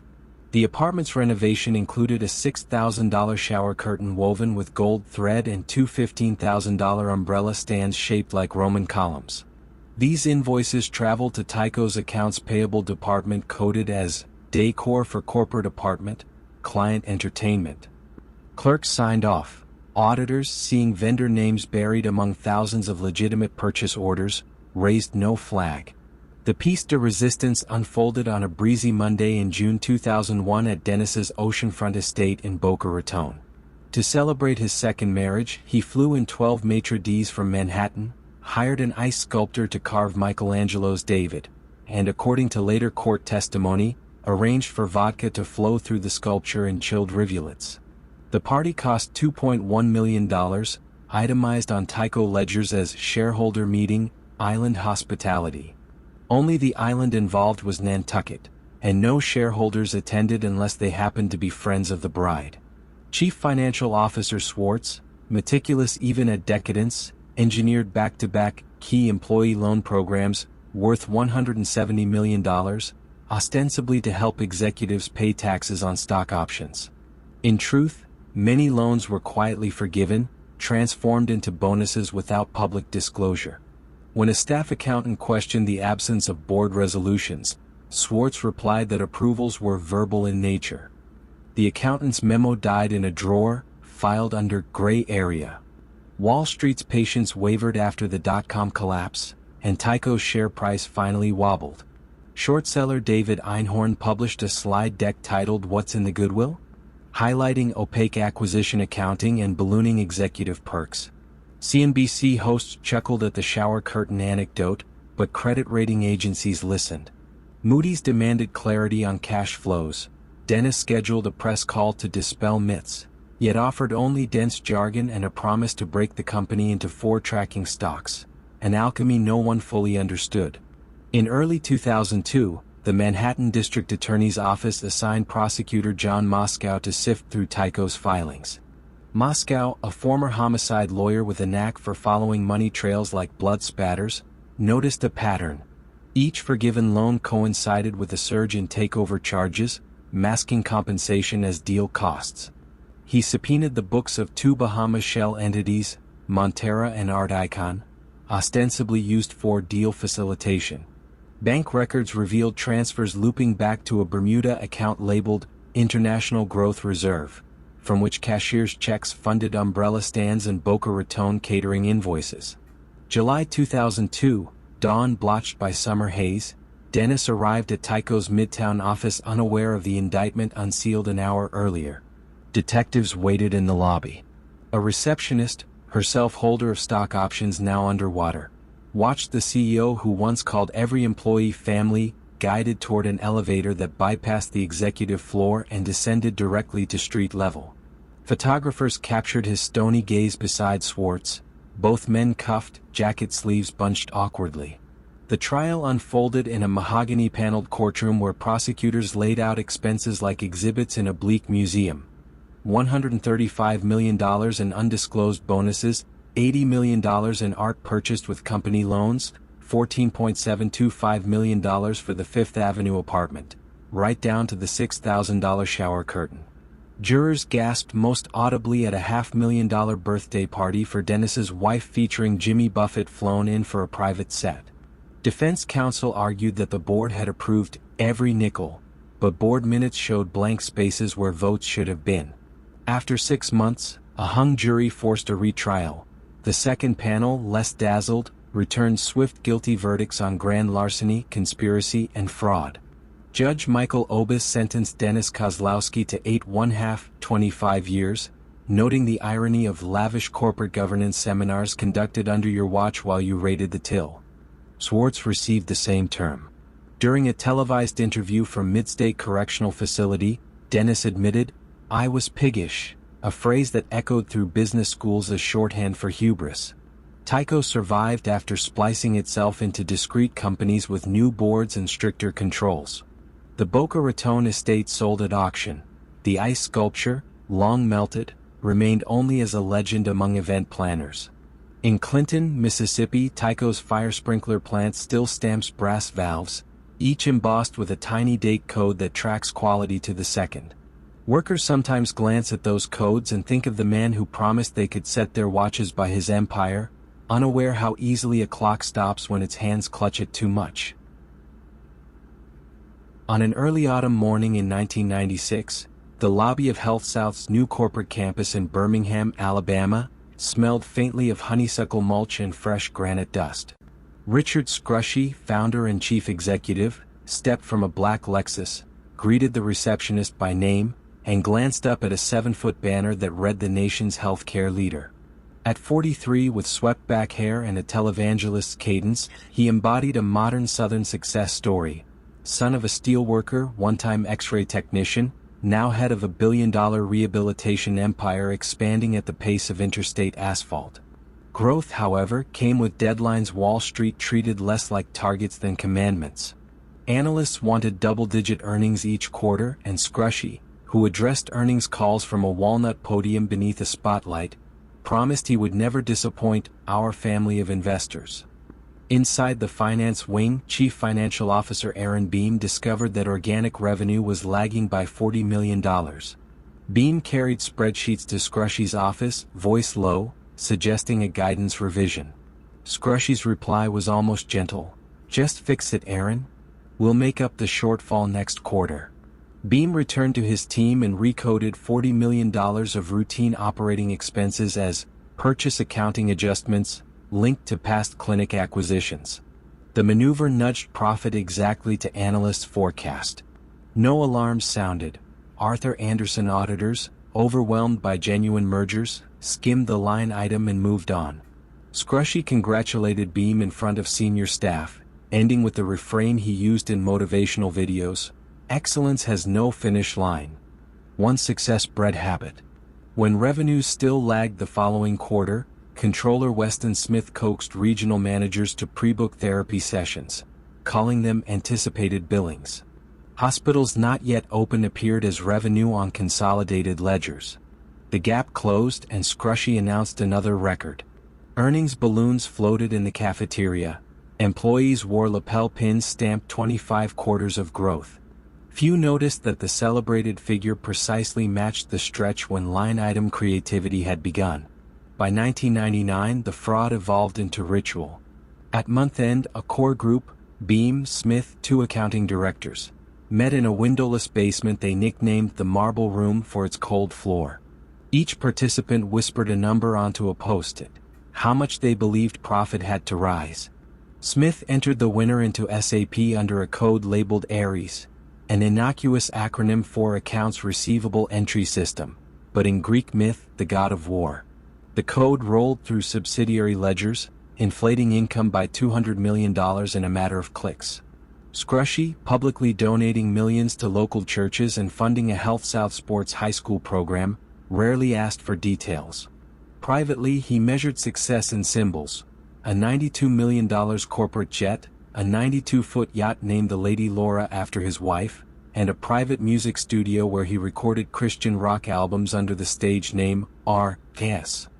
Compensation committees obliged, granting him bonuses pegged to the very earnings the Marble Room manufactured. Still, tension flickered. During an audit walkthrough, Anderson Jr. associate Kim Brackett asked why certain Medicare receivables aged over 360 days were listed as current. A senior HealthSouth accountant offered coffee and said reimbursement cycles were idiosyncratic. Brackett noted the answer, but higher-ups, mindful that Anderson's Houston office had just lost Enron, declined to risk another marquee client. The file received a green tick. The unraveling began not with an auditor but with a trader. In summer 2002, SEC examiner William Hicks reviewed large insider sales at healthcare firms. He observed that Scrushy had unloaded $75 million in stock immediately after an earnings release. The timing felt surgical. Hicks opened a books and records inquiry. HealthSouth's legal team produced binders of glossy charts but few underlying invoices. Around the same time, Controller Weston Smith, racked by migraines and afraid the scheme was crossing into criminal no return, phoned the newly formed FBI Corporate Fraud Task Force in Mobile. Agents arranged a discreet meeting at a roadside diner off I-65. Over coffee, Smith sketched a flowchart on a napkin: false entries, bogus assets, round-trip supply invoices. He agreed to wear a wire. On an October afternoon, Smith met with Scrushy in the music studio, the soft glow of mixing board LEDs masking his nerves. Scrushy spoke glowingly of a plan to take earnings up another nickel. Smith asked how to handle the auditors. Scrushy's reply, captured by the mic stitched into Smith's tie, was calm: "We'll show them what they need to see, nothing more." 2 days later, FBI agents arrived at headquarters with subpoenas. Employees watched men in Navy windbreakers carry out hard drives and cardboard boxes. That night, local TV played footage of agents photographing the Marble Room whiteboard, still bearing the word Aries in blue marker. HealthSouth stock, $15 that morning, closed at $3.91. Indictments followed at avalanche speed: Scrushy, Beam, Smith, and 15 accounting officers. The SEC alleged HealthSouth had overstated earnings by $2.7 billion, at the time the largest accounting fraud in U.S. history.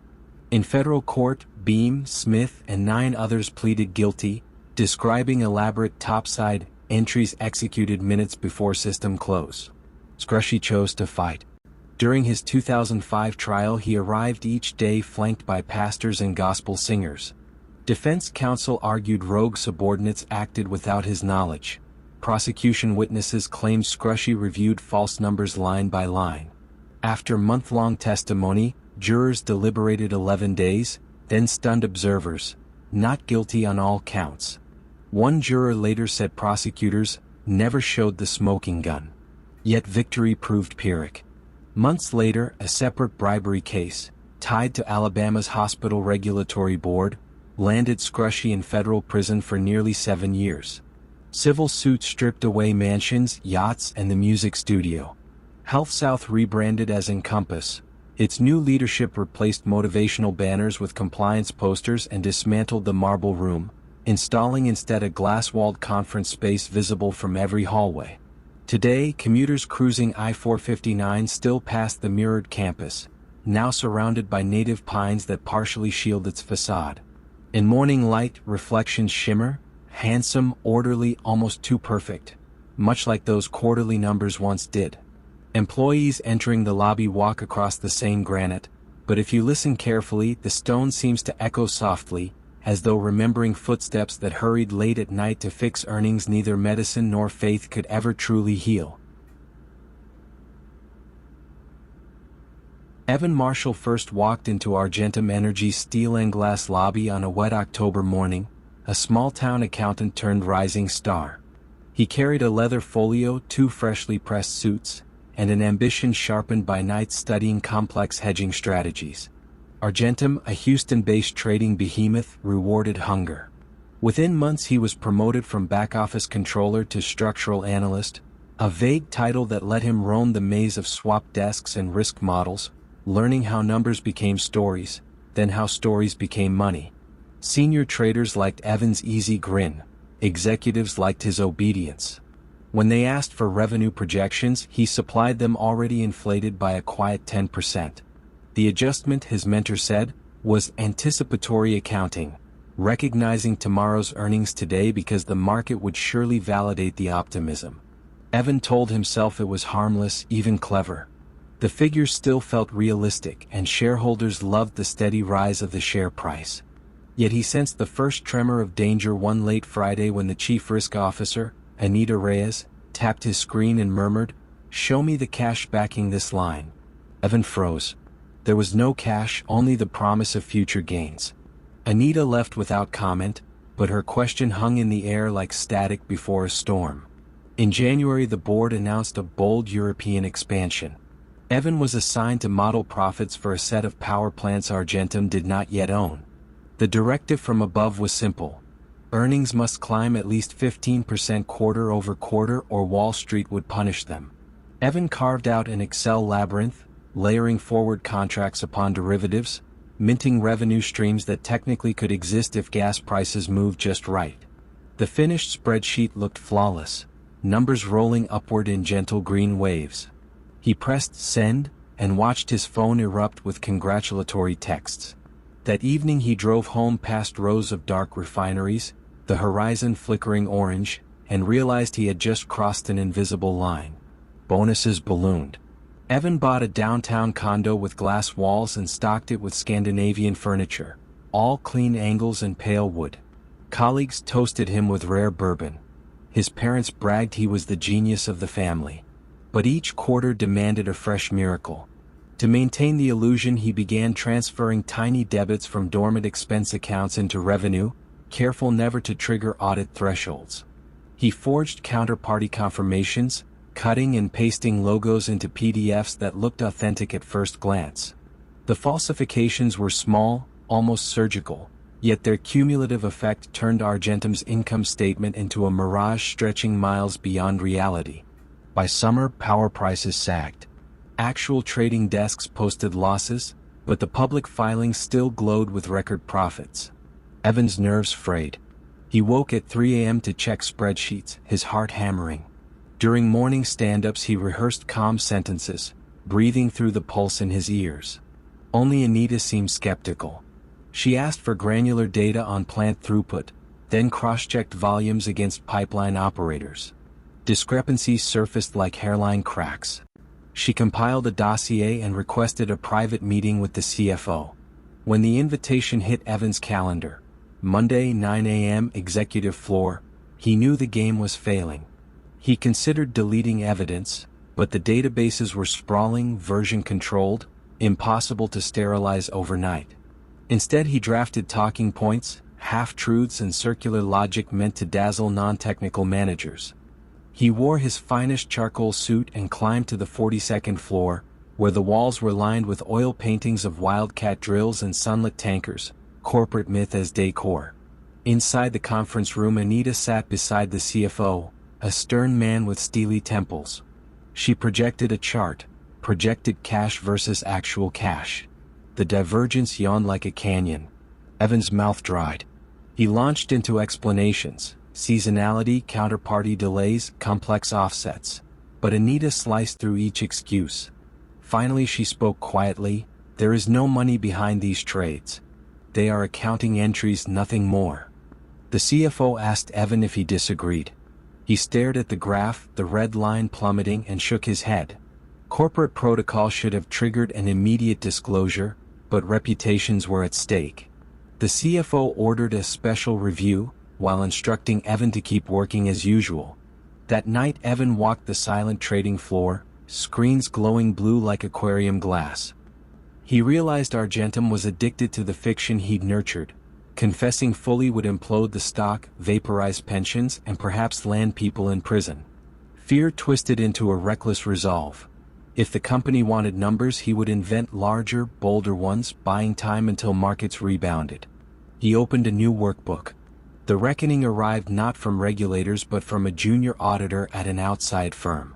While sampling trade confirmations, she noticed identical timestamps on documents supposedly generated weeks apart. She alerted her partner, who alerted the SEC. Subpoenas followed with brutal speed. Agents copied hard drives. Conference calls fell silent. Executives lawyered up. Evan was escorted out with a cardboard box, the lobby's marble echoing each footstep. During grand jury testimony, he described the cultural pressure, targets engraved into elevator screens, pep talks promising visionary growth, managers equating doubts with disloyalty. Prosecutors painted him as the architect of a massive fraud. Defense counsel argued he was a cog in a ruthless machine. The truth lay somewhere murkier. Ambition harnessed by corporate appetite, then driven past ethics into quiet catastrophe. Argentum's collapse rippled outward. Retirees lost savings, utilities renegotiated contracts, and the city's skyline, once a monument to energy triumph, became a cautionary silhouette. Evan pled guilty to wire fraud and securities fraud, receiving 5 years in a low-security prison. Inside, he taught basic bookkeeping to inmates starting small businesses, explaining double-entry ledgers with an almost penitential clarity. On the morning of his release, he stepped into pale winter sunlight, carrying only a duffel bag. The world felt stripped of noise, as though someone had lowered the volume on everything. He thought of the first false entry, the single digit nudged upward, and how effortless the corruption had seemed. Deception, he now understood, seldom begins with a grand design. It starts with a modest compromise disguised as optimism, justified by success, until, line by line, the story writes a phantom into the books and invites the whole institution to believe. Bernard Lawrence Madoff was known on Wall Street for his quiet grace. He wore dark, perfectly pressed suits and spoke with the slow certainty of a man who never hurried. To clients he seemed carved out of marble, unaging, unchanging, reassuring. Behind the smoked glass doors of his midtown office, a receptionist guided each visitor past soft carpets into a small conference room where Madoff met them alone. He would lower his voice and place a hand on the table, as if entrusting them with some hidden treasure. "We trade only when probabilities align," he would say. "No reckless bets. Steady, repeatable returns."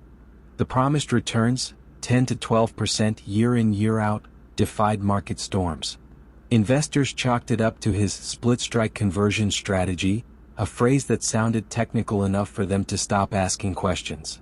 Foundations, pension funds, Hollywood producers, and European aristocrats all wired money to his firm. They walked out with faint smiles, clutching quarterly statements that glowed with rising balances. Yet in the 17th floor back office, a different ritual unfolded. Two loyal employees, Annette Bongiorno and Joanne Krupe, received handwritten columns of figures from Madoff. They opened an IBM AS/400 terminal, typed in imaginary trade tickets, and printed confirmation slips showing purchases of blue-chip stocks at impossibly perfect prices. The slips went into manila folders, ready for any auditor who might stop by, though few ever did. Madoff had cultivated an aura of exclusivity. "We do not court new money, we merely accommodate those deemed suitable." That aura kept regulators at arm's length and clients politely incurious. The deception began almost accidentally in the early 1990s. A market dip had left Madoff short of the gains he had forecast. Rather than confess, he borrowed from incoming deposits to pay exiting clients. The fix worked, and the temptation hardened into habit. Like fresh paint laid over damp wood, each layer hid rot spreading underneath. Frank DePascali, Madoff's operations chief, understood the fraud's mechanics better than anyone. He oversaw 2 sets of books, the trading side that existed only on screens, and the investment advisory side that shoveled client cash into a single Chase Manhattan account. From that account, redemptions flowed out and new deposits flowed in. On evenings when withdrawals exceeded inflows, DePascali would pace the office, tapping a pencil against his teeth. "We need money tomorrow," he would mutter. Madoff would nod, unfazed. Somewhere, a feeder fund would send fresh millions overnight, and the cycle would resume. Across the Atlantic, René Thierry Magan de la Villa Huchet, a French nobleman running a fund of funds in New York, was entranced. Madoff's consistency felt like a perfect Swiss watch, understated, elegant, utterly reliable. La Villa Huchet invested nearly all of his clients' capital, much of it belonging to old European families, into Madoff's strategy.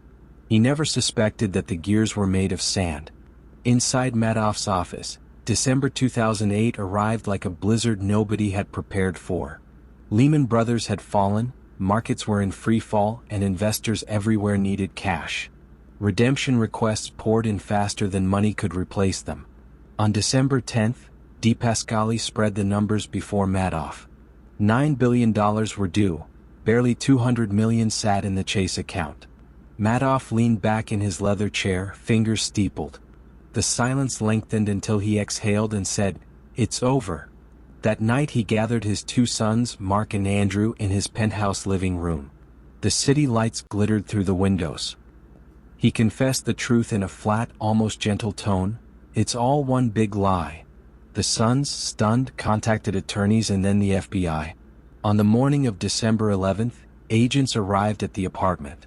One asked, "Is there an innocent explanation?" Madoff shook his head. "There is no innocent explanation," he replied, wrists loosening as handcuffs clicked shut. News of the arrest spread like fire through winter branches.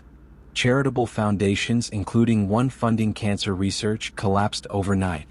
Retirees who had regarded their monthly statements as a lifeline opened them one last time, realizing the numbers were ghosts. La Villa Huchet, devastated by the ruin inflicted on his aristocratic clients, locked himself in his Madison Avenue office and took his own life before dawn. At sentencing, Madoff stood in federal court facing victims who described lost homes, broken promises, shredded futures. He uttered a brief apology, voice steady, eyes unreadable. Judge Denny Chin called the crime extraordinarily evil, imposing a 150-year sentence. Reporters would later remark that Madoff looked relieved, as though the unveiling had lightened a colossal weight. Behind the concrete walls of Butner Federal Correctional Complex, the former Titan settled into a routine of prison chores and quiet reflection. He folded towels in the infirmary, taught inmates about finance, and granted occasional interviews in which he seemed half-eager to keep the myth alive. "It started small," he would say. "I thought I could make it right next quarter." The phrase hung in the air like a confession and an excuse.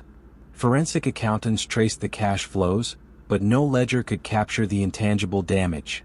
The friendships strained by blame, the charities shuttered, the marriages eroded under financial stress. The real cost of the velvet ledger lay in the slow erosion of trust. Proof that even the calmest voice, the most polished manners, could conceal a void.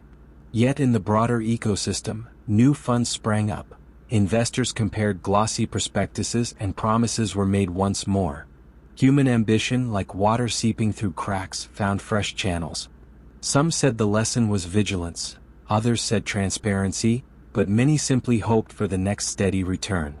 In late winter, a former client stood outside the shuttered offices on 43rd Street.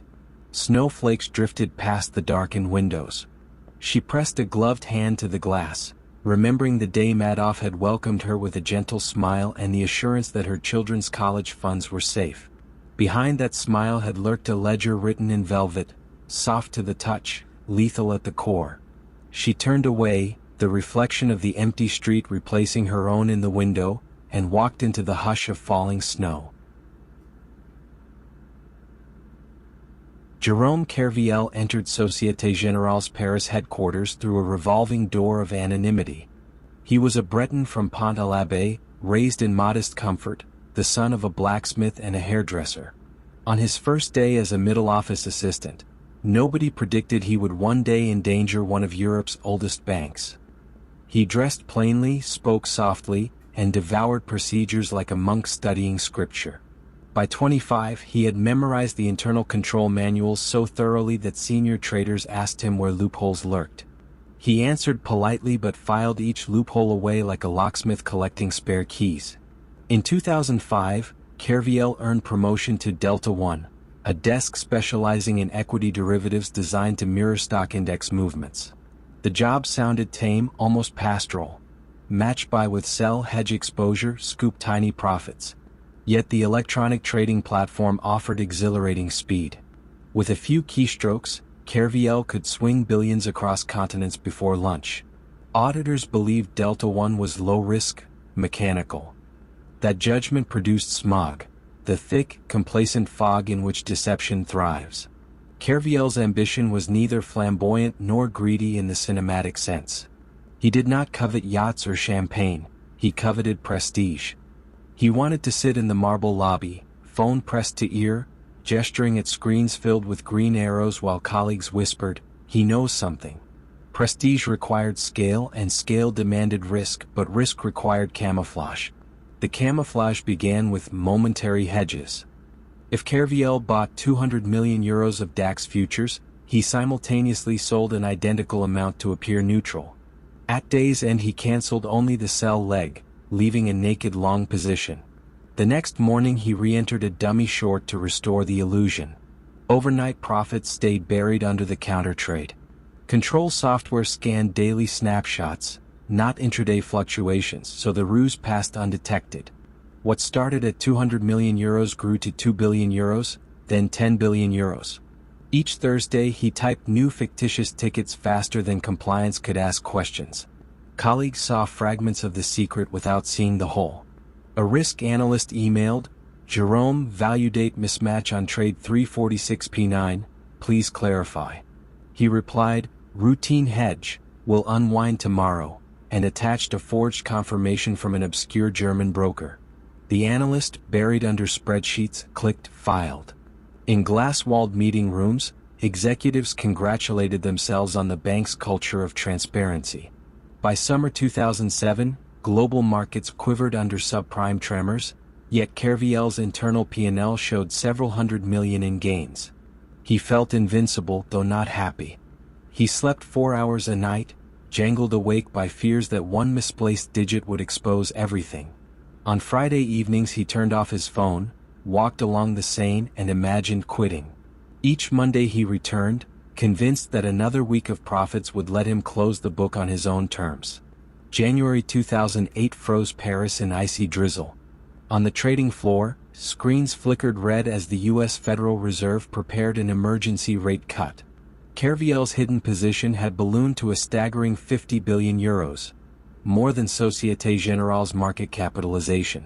If European indices fell 2%, the bank could lose its yearly profit before lunch.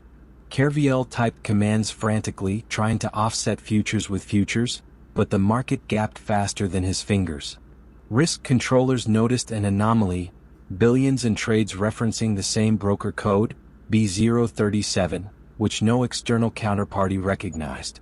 They summoned Kerviel to a small office lined with laminated policy posters. He arrived with a calm face but a racing pulse. "These are forward hedges," he explained, sliding forged emails across the table. The head of compliance, astonished by the sums, ordered a detailed reconciliation over the weekend. Saturday night, servers whirred while auditors traced digital breadcrumbs. By dawn they uncovered a labyrinth of cancelled trades, falsified IDs, and timestamps inserted milliseconds before midnight.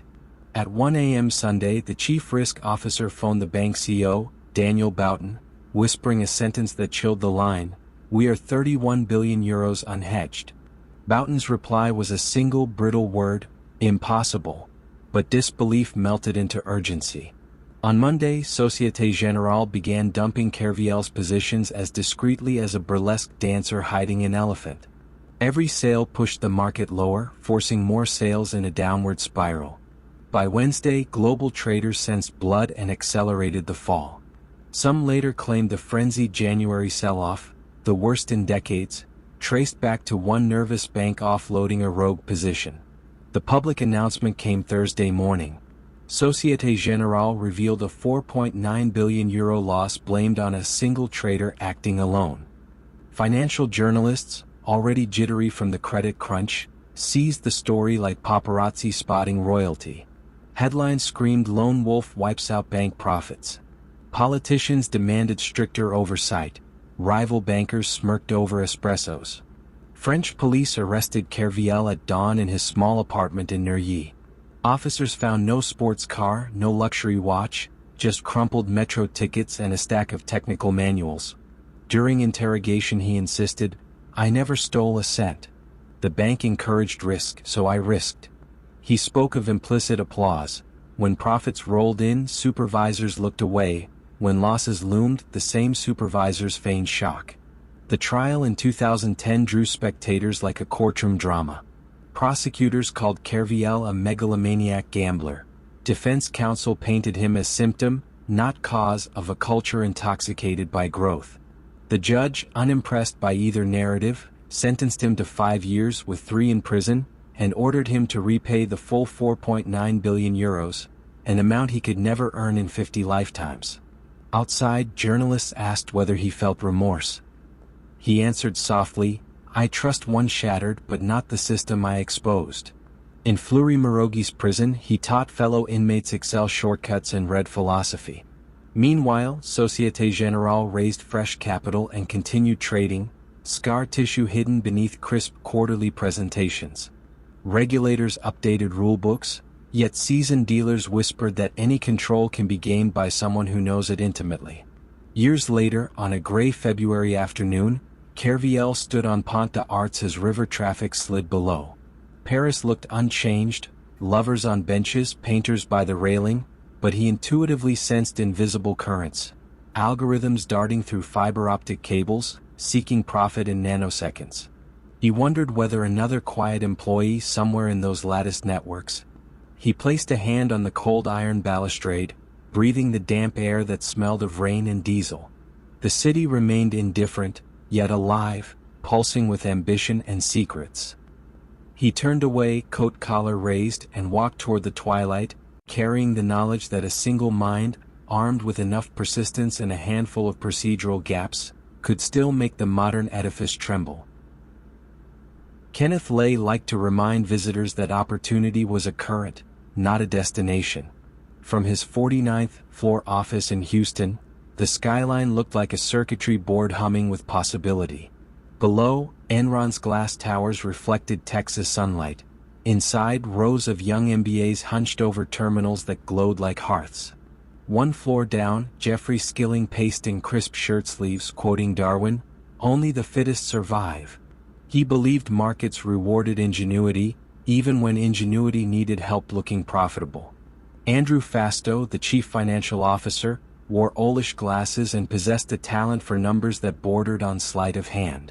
His specialty was transforming debt into revenue by midnight and back into debt by dawn.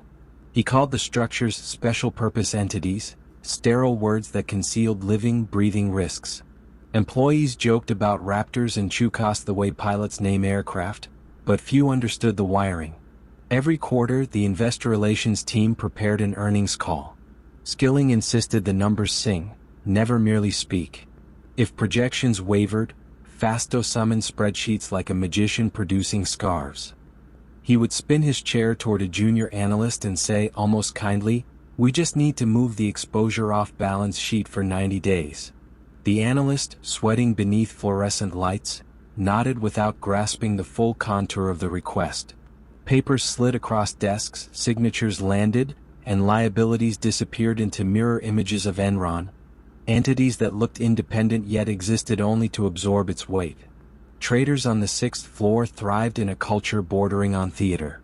Desks were littered with Nerf guns, playlists thumped, and the digital board tallied daily profits like high scores in an arcade. Promotions came fast, so did bonuses. By happy hour, the newest recruits were raising glasses to a future that already felt guaranteed. Across Houston, pensioners and utility managers bought Enron stock, persuaded by sleek commercials portraying the company as an energy alchemist, turning electrons into gold. Yet behind the mirrored conference room walls, dissent rippled. Sharon Watkins, a vice president with a predilection for quiet skepticism, discovered a footnote referencing an entity called LJM. Digging deeper, she saw Fastow listed as both Enron's CFO and LJM's managing partner, effectively negotiating with himself. The transactions looked circular. Enron sold troubled assets to LJM at inflated prices, then booked gains while LJM financed purchases with loans guaranteed, sometimes secretly, by Enron. The house had sold its rotten floorboards to a ghost and claimed victory. Watkins drafted a memo titled, "Potential Accounting Irregularities," slid it into Skilling's in-tray, then waited. Days passed. Skilling instead announced his resignation, citing the need to spend more time with family. His departure sent a faint tremor through Wall Street, but analysts still rated Enron a strong buy. Lay stepped back in as CEO, smiling for cameras, repeating the mantra of limitless growth. Autumn 2001 arrived with humid air and whispering doubts. Short sellers sniffed around the footnotes.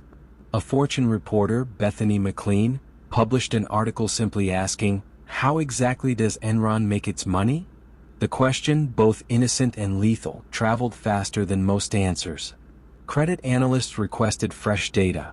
Fasto offered dense presentations thick with acronyms but thin on clarity. When one banker probed for detail, he replies, voice flat as West Texas prairie, "You just don't get it." Underneath, liquidity evaporated. The Raptor vehicles depended on Enron's ever-rising stock to stay solvent.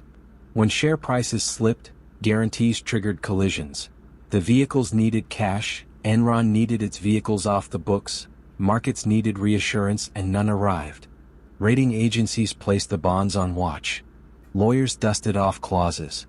On October 16, Enron announced a $618 million quarterly loss and a $1.2 billion reduction in shareholder equity, charges tied vaguely to partnership structures. The stock, once worth $90, fell to $30. Employees refreshing their 401k balances saw retirement shrink in real time. Still, many clung to Lay's televised calm, "Our core business is strong."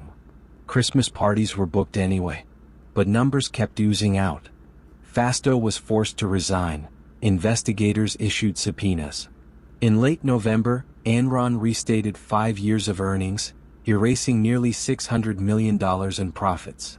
The stock price slipped beneath $1, cheaper than the paper of its annual report.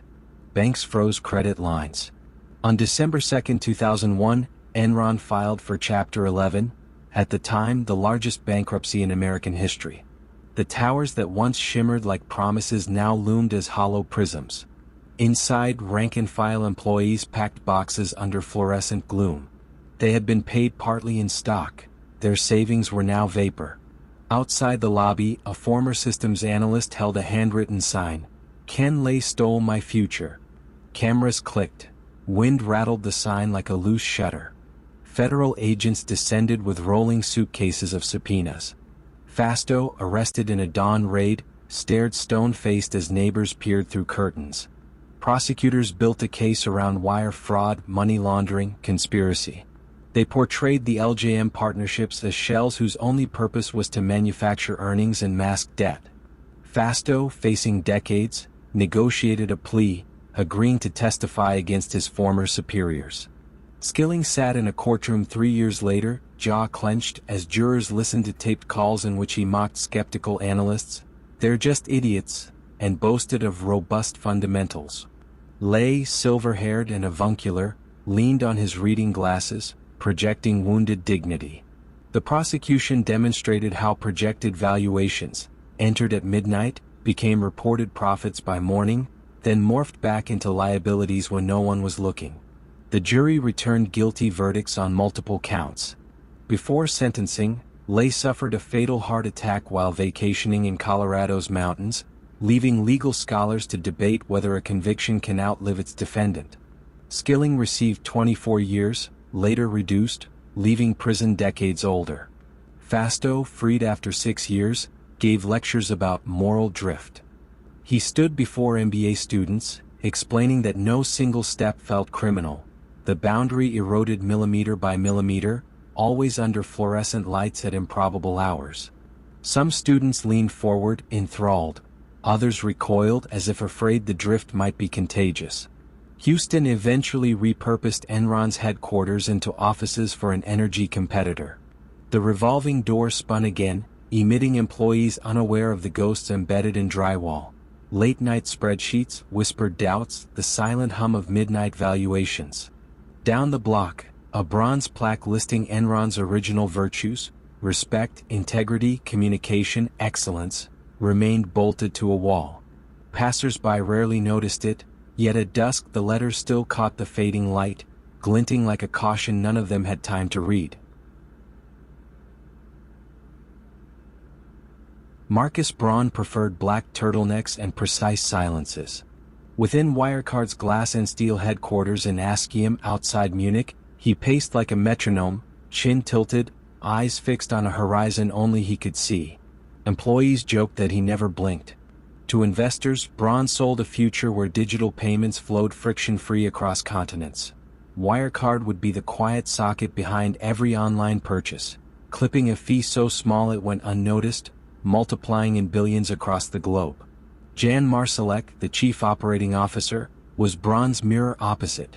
Gregarious, restless, fond of rare whiskey and late-night telegram chats. Where Braun spoke of strategy, Marsalek spoke of adventure. He bragged about traveling with multiple passports, about visiting Libyan militia camps for business. His stories felt outlandish, but in a company buzzing with youthful coders and ambitious accountants, few questioned the man who made revenue appear as if by sleight of hand. Wirecard's growth stunned Frankfurt analysts. In 2018 the firm displaced Commerzbank on Germany's DAX index, a symbolic coronation. Journalists called it Europe's PayPal. Reported margins were luscious, cash supposedly nested in 2 Philippine banks, ready to fund the next acquisition. Short sellers grumbled about inconsistencies, receivables that never aged, third-party partners no one could locate, but Braun waved off skeptics as anti-German speculators. His board echoed the phrase like a shield. The alchemy hinged on third-party acquirers, or TPAs. Wirecard claimed that in countries where it lacked licenses, local partners processed payments on its behalf, then remitted a share of profits. Complete, audited statements for those TPAs were scarce, yet the income they generated accounted for half of Wirecard's EBITDA. Auditors from EY, flipping through LeverArch files, accepted photocopied bank confirmations delivered by courier. The signatures looked authentic, the balances comforting. No one boarded a plane to Manila to verify the cash in person. In early 2019, a young investigative reporter at the Financial Times, Dan McCrum, published leaked documents suggesting round-trip transactions. Wirecard booked revenue after sending money to a TPA, then recorded a matching receivable when the TPA sent it back. The pattern resembled someone moving coins from one pocket to another and calling it earnings. Wirecard responded with fury. Its lawyers accused the newspaper of market manipulation. German regulators, in an unprecedented step, imposed a 2-month short-selling ban, shielding the company rather than probing it. The stock rebounded, and Braun stood on stage at an investor day, smiling thinly. "The media will be embarrassed," he promised. Inside the finance department, a senior controller named Eduardo read the articles at night, heart thudding. His spreadsheets rarely reconciled. Marsalek's team supplied last-minute adjustments that patched the gaps. When Eduardo questioned them, a manager replied in a friendly tone, "Relax, these flows sit in trust accounts. The timing's just different." But the timing was always different, and the balances always ballooned in perfect tandem with reported profits. Spring turned to summer. Braun announced a plan to acquire a Chinese payments company for nearly €1 billion, paid mostly in cash, supposedly drawn from those Philippine reserves. The deal stalled when Chinese regulators asked for onshore guarantees Wirecard could not supply. Rumors swirled that Marsalek flew to Beijing with a suitcase of documents, returned with nothing but rumors of political headwinds. By late 2019, KPMG began a special audit, commissioned by Wirecard to silence critics. Internally, managers framed it as a mere formality. Yet as KPMG requested original invoices, merchant logs, and direct confirmation from the Philippine banks, delays multiplied. Emails bounced between time zones. Promised documents arrived redacted or not at all. Marsalek, unruffled, hosted an office Christmas party scavenger hunt, handing out encrypted USB sticks as prizes. On April 28, 2020, KPMG published its findings. Auditors could not verify €1 billion in cash. Wirecard's share price fell but did not collapse. Braun insisted all questions will be answered. EY prepared to sign off on the 2019 accounts, requesting fresh bank confirmations. This time they demanded direct replies. Manila's BDO Unibank and Bank of the Philippine Islands answered plainly. The supposed trustee accounts did not exist. Someone had forged the letters. June 18, 2020 dawned humid in Munich. Braun sat in a video conference as the board received the news. €1.9 billion, nearly a quarter of Wirecard's balance sheet, was missing. At 6:58 a.m. a terse press release hit the wires. There are indications that the bank trust account balances do not exist. Trading halted, then resumed in freefall. Within 48 hours, Wirecard owed lenders €2 billion, covenant clauses triggered by the missing cash. On June 22, Braun resigned. German police arrested him the next evening outside his penthouse. He clutched a small suitcase and a laptop. Marsalek vanished, last traced to a private jet bound for Minsk. June 25, Wirecard filed for insolvency, the first DAX member ever to do so. Engineers who once bragged of revolutionizing finance now boxed personal items under fluorescent sorrow. Many held company shares in retirement accounts. The value shrank to cents. In a Bavarian village, an elderly couple who had trusted Braun's frequent television appearances watched their nest egg dissolve on the evening news. How had forged signatures fooled everyone for years? One MP held up a blown-up photo of a bank letter. The contact phone number belonged to a Wirecard employee. The room fell into embarrassed silence. In custody, Braun spoke calmly of a conspiracy against German tech champions. Prosecutors countered with terabytes of emails showing coordinated backdated contracts and Excel files titled adjustments_final_final. A junior accountant. Trials began in December 2022. Braun faced charges of fraud, market manipulation, embezzlement. Marsalek remained at large, rumored to reside under Russian protection. During testimony, Braun's voice occasionally wavered when describing his vision, yet steadied when blaming subordinates. The courtroom smelled of polished wood and inevitability. Years will pass before final sentences are pronounced, appeals exhausted. But the lesson settled quickly. Trust, once fractured, leaves echoing fractures. Regulators toughened rules, auditors rehearsed skepticism. One rainy evening, a former Wirecard programmer walked past the shuttered headquarters. The logo had been pried off, leaving the outline of letters darker than the facade. He remembered company town halls where Braun spoke of limitless scalability. The programmer wondered how so many intelligent minds, including his own, had accepted bank balances no one had ever seen, phantoms glowing on PowerPoint slides. He touched the cold glass, then stepped back into the drizzle, hearing only the faint echo of a promise. The money is there, safely offshore, waiting. Rajaratnam sat in his midtown Manhattan office as dusk leaked pastel light between skyscrapers. The trading floor outside his glass wall buzzed with soft clicks. Keyboards, not chatter, because a Galleon group silence meant discipline. 50 plasma screens glowed with market data. An algorithmic pulse kept time like a discrete metronome. Rajaratnam was the conductor, broad-shouldered, genial, famous for granting junior analysts a handshake and a promise. Deliver information and your bonus will feel like a lottery win. Galleon had started modestly in the 1990s, launched from a single Bloomberg terminal and a belief that technology stocks were the century's heartbeat. By 2008 it controlled $7 billion in assets and ranked among the largest hedge funds on the planet. Its edge, investors believed, lay in research. Armies of analysts calling every supplier, distributor and engineer to glean mosaic-like clues. The truth was less innocent. Beneath the research veneer stretched an invisible lattice of tipsters. Consultants, executives, investors, even a McKinsey partner, who fed Rajaratnam tomorrow's news today. It worked like this. Anil Kumar, a mild-mannered McKinsey director, would whisper that Advanced Micro Devices planned to spin off its semiconductor fabs. Rajaratnam, eyes half closed, would grunt approval, then buy AMD shares worth tens of millions before the press release hit. Moments later he called Danielle Cheesy, a glamorous portfolio manager at another fund, passing along the tip in a measured baritone. She teased him, "How sure are you, big man?" But always traded. The network spread like mycelium, each node feeding the next, each conversation cloaked in code words. "Our friend, the guy upstairs, the numbers are done." To outsiders, Rajaratnam seemed philanthropic, even avuncular. He donated to island hospitals in Sri Lanka and endowed business school scholarships. In quarterly investor letters he spoke of rigorous analysis and contrarian insight. The returns backed the legend. Galleon routinely beat the S&P by double digits.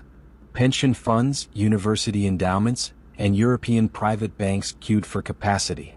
Yet suspicion flickered at the edges. SEC enforcement attorney Sanjay Wadhwa noticed that Galleon often crowded into positions moments before market-moving announcements.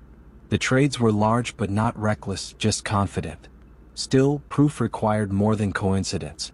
In 2007, as the subprime tremors rattled Wall Street, the FBI's Operation Perfect Hedge quietly pivoted from mortgage fraud to insider rings. Galleon moved to the top of the list. Special Agent B.J. Kong, youthful yet implacable, proposed wiretaps, rare in white-collar cases and riskier still in the privacy-obsessed financial world. Federal prosecutors agreed. They obtained a warrant and installed a listening device on Rajaratnam's cell phone number one humid August evening. The first days were anticlimactic. Casual chat about Knicks tickets, evaluations of Thai restaurants. Then during a Thursday pre-dawn call, Kumar said, "Quarter looks strong. They'll beat by 2 cents. Rajaratnam replied, "Good. We'll put on a decent position." He did, reaping $2 million. When earnings beat expectations by exactly 2 cents. The wiretap captured dozens of such exchanges. One night, Rajat Gupta, a Goldman Sachs board member revered for rectitude, telephoned minutes after a confidential board meeting and disclosed Warren Buffett's impending $5 billion investment in Goldman. Rajaratnam bought $40 million of Goldman stock in a blizzard of orders that ended just before the public announcement. On the recording his voice is placid, almost bored. "We shouldn't be too greedy. Let's not move the market." Months passed. Galleon kept profiting, unaware that every syllable was preserved in FBI vaults. Kong and colleagues built flowcharts on war room walls, red yarn connecting phone numbers to trades, trades to bank wires to luxury watch purchases. The evidence glimmered like a constellation coming into focus.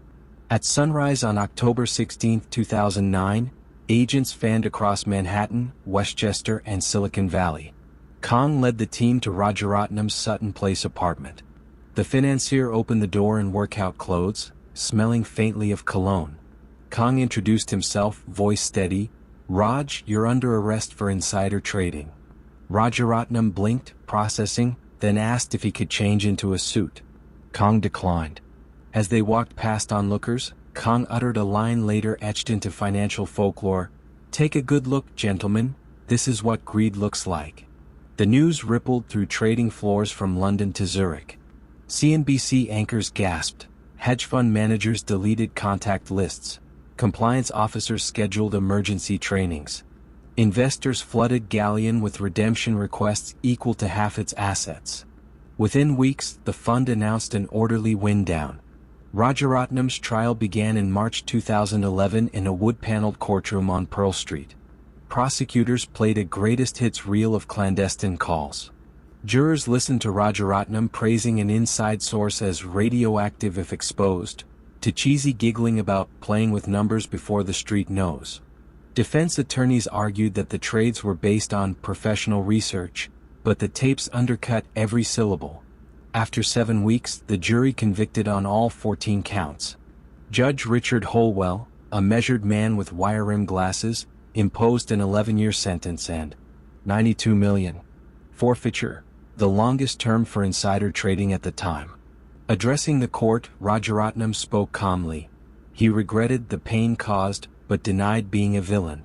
The judge replied, "When you cheat, you cause real harm," and concluded the hearing. Anil Kumar received 2 years, Danielle Cheesy 3.5. Rajat Gupta, tried separately, earned 24 months and a tarnished legacy. The Whisper network, once invisible, lay exposed like circuitry under fluorescent light. Inside Federal Medical Center Devons, Rajaratnam adapted to a quieter algorithm. Roll call, work detail, library. He read Tolstoy, taught basic finance to inmates, and underwent dialysis for diabetes complications. Galleon servers were auctioned. Its chrome logo went to scrap. Yet Wall Street moved on. New funds rose, touting compliance dashboards and zero-tolerance policies. Still, whispers never vanished, merely changed frequency. One rainy evening, Special Agent Kong walked past the steps of the New York Stock Exchange after a late briefing. The marble facade gleamed under sodium lamps, flags snapping in the wind. He wondered which offices above Broad Street held the next secret ring. Perhaps smaller, perhaps smarter, but with the same human equation. Ambition plus access plus silence. He knew markets needed trust the way lungs need air, yet trust remained fragile, breakable in a single phone call padded with the wrong 2 cents. Kong zipped his coat, hearing traffic hiss along wet asphalt. Somewhere a trader, phone pressed tight to ear, whispered into night. The agent paused, then blended into the city's endless hum, carrying with him the memory of voices captured, decoded, and finally stilled. The Madrid metro rumbled beneath Calle de Alcalá as engineer Raúl Maldonado strode into the headquarters of Ferrocer Obras on a bright April morning.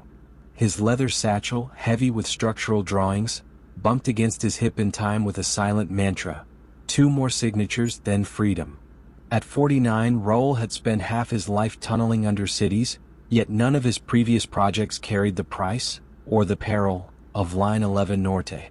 The regional government had awarded the extension to Ferrocer after a bidding war so tight it left gossip swirling like dust in a shaft. Raúl knew why the firm had won. A clandestine payment schedule typed on a single sheet of paper, now locked inside his satchel with the blueprints. 3 years earlier, cash-strapped politicians promised voters a new line linking working-class Carabanchel to the glittering business district. Raúl, newly promoted to chief project manager, attended the kickoff banquet at the Palacio de Cibeles, crystal chandeliers blazing. Over Rioja and roasted lamb, Ferrocer's chairman, Tomás Aranda, leaned close and asked if Raúl felt flexible about procurement. The phrase made Raúl's pulse quicken. Flexibility in Spanish infrastructure circles often meant hidden transfers, inflated invoices, and silent partners. Still aching from divorce payments and a daughter's university fees, he nodded yes. The scheme unfolded with metronomic grace. Suppliers were instructed to pad material costs by 14%. That surplus, laundered through a Gibraltar consulting shell named Iber Prologue, traveled on to 3 public officials: a transport committee deputy, a city council chief of staff, and the deputy's brother, who ran a soccer academy that existed largely on paper. Raúl's role was to sign off on change orders and certify that overruns were site contingencies. For this he received €12,000 each quarter. Money wired to a Portuguese credit union and withdrawn in crisp notes he kept beneath loose floorboards in his apartment. Construction began, but the line advanced slowly. Granite strata proved stubborn, and budget overruns piled up in plain sight. Newspapers grumbled, commuters shrugged. Raúl buried himself in shift schedules, telling himself the graft was a lubricant, not corruption. But doubts grew every time he descended to the half-finished platform at Plaza Mayor, where concrete pillars stood like mute witnesses in fluorescent gloom. Workers nicknamed it La Estación Fantasma, the ghost station, because deadlines slipped further each month. Unseen above ground, a small unit within Spain's Guardia Civil was compiling spreadsheets of public works anomalies. Lieutenant Lucia Herrero, a 40-year-old forensic accountant turned investigator, noticed that every Ferrocer invoice carried the same round-numbered markup, exactly 14%. She cross-checked vendor registries, flagged Iber Prologue's Gibraltar address, and began mapping payments. The pattern looked too neat, almost rehearsed, and she suspected an engineer sat at the center, adjusting figures with methodical precision. One humid evening Raúl entered the site just as a ventilation fan cut out, plunging the tunnel into near darkness. High-powered lamps flickered, the concrete walls seemed to inch closer. He felt the weight of the satchel's hidden document, a payout timetable listing precise euro amounts against project milestones. That single sheet linked every name in the network. He considered shredding it, but superstition kept him from erasing the only evidence of promises made and debts owed. Weeks later, Ferroser's auditors requested supporting files before releasing another public drawdown. Tomas Aranda summoned Raul to the penthouse boardroom overlooking Plaza de Cibeles. Rain streaked the glass like dissolving ink. Tomas spoke softly. The auditors were digging with sharp shovels, and contingency memos must align perfectly. Raul's reward, Tomas promised, would be a transfer to Barcelona's high-speed rail hub. Sunny projects, higher pay, no sniffing reporters. Raul smiled and accepted a Mont-Blanc pen as if it were an honor, but inside he felt trapped, like the tunnels thrumming dark. Lieutenant Herrero secured a court order for Ferroser's vendor emails. She read through midnight, eyes stinging, until a phrase jumped out from an internal thread, 14% Iber prologue.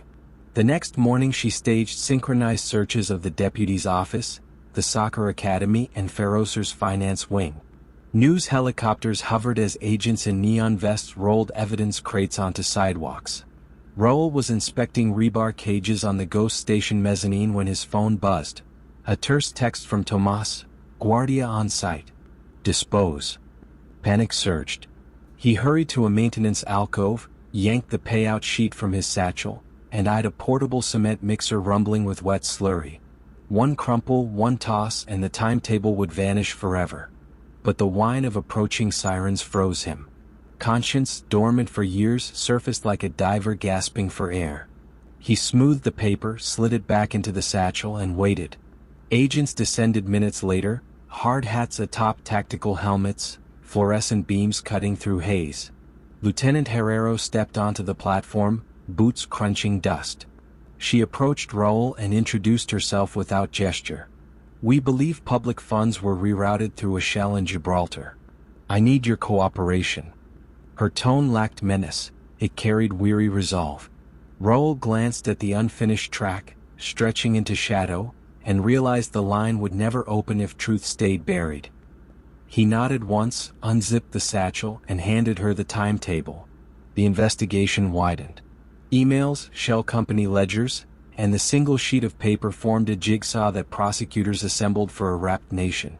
Tomas Aranda was arrested at Barajas Airport with a one-way ticket to Cancun. The Transport Committee deputy resigned live on television, muttering about political witch hunts. Raul, who provided a full statement, was charged with bribery but received a reduced sentence of 18 months and a 5-year engineering ban. Construction halted. The ghost station gathered graffiti and pigeons. Commuters cursed the wasted tax euros, yet some took comfort that at least the rot had surfaced. Lieutenant Herrero, now promoted, drafted new compliance guidelines requiring real-time publication of every public works invoice. She kept Raul's timetable in a vault, a relic of how a single sheet can expose miles of deception. On weekend furloughs, Raul rode the existing metro lines, anonymous among passengers scrolling phones. When trains sped past the sealed entrance to his abandoned station, the tunnel lights flickered over unfinished arches, an X-ray of his own ambitions. He pictured concrete finally poured, rails humming, children laughing on platforms, a future that might have been if honesty had traveled with the same momentum as greed.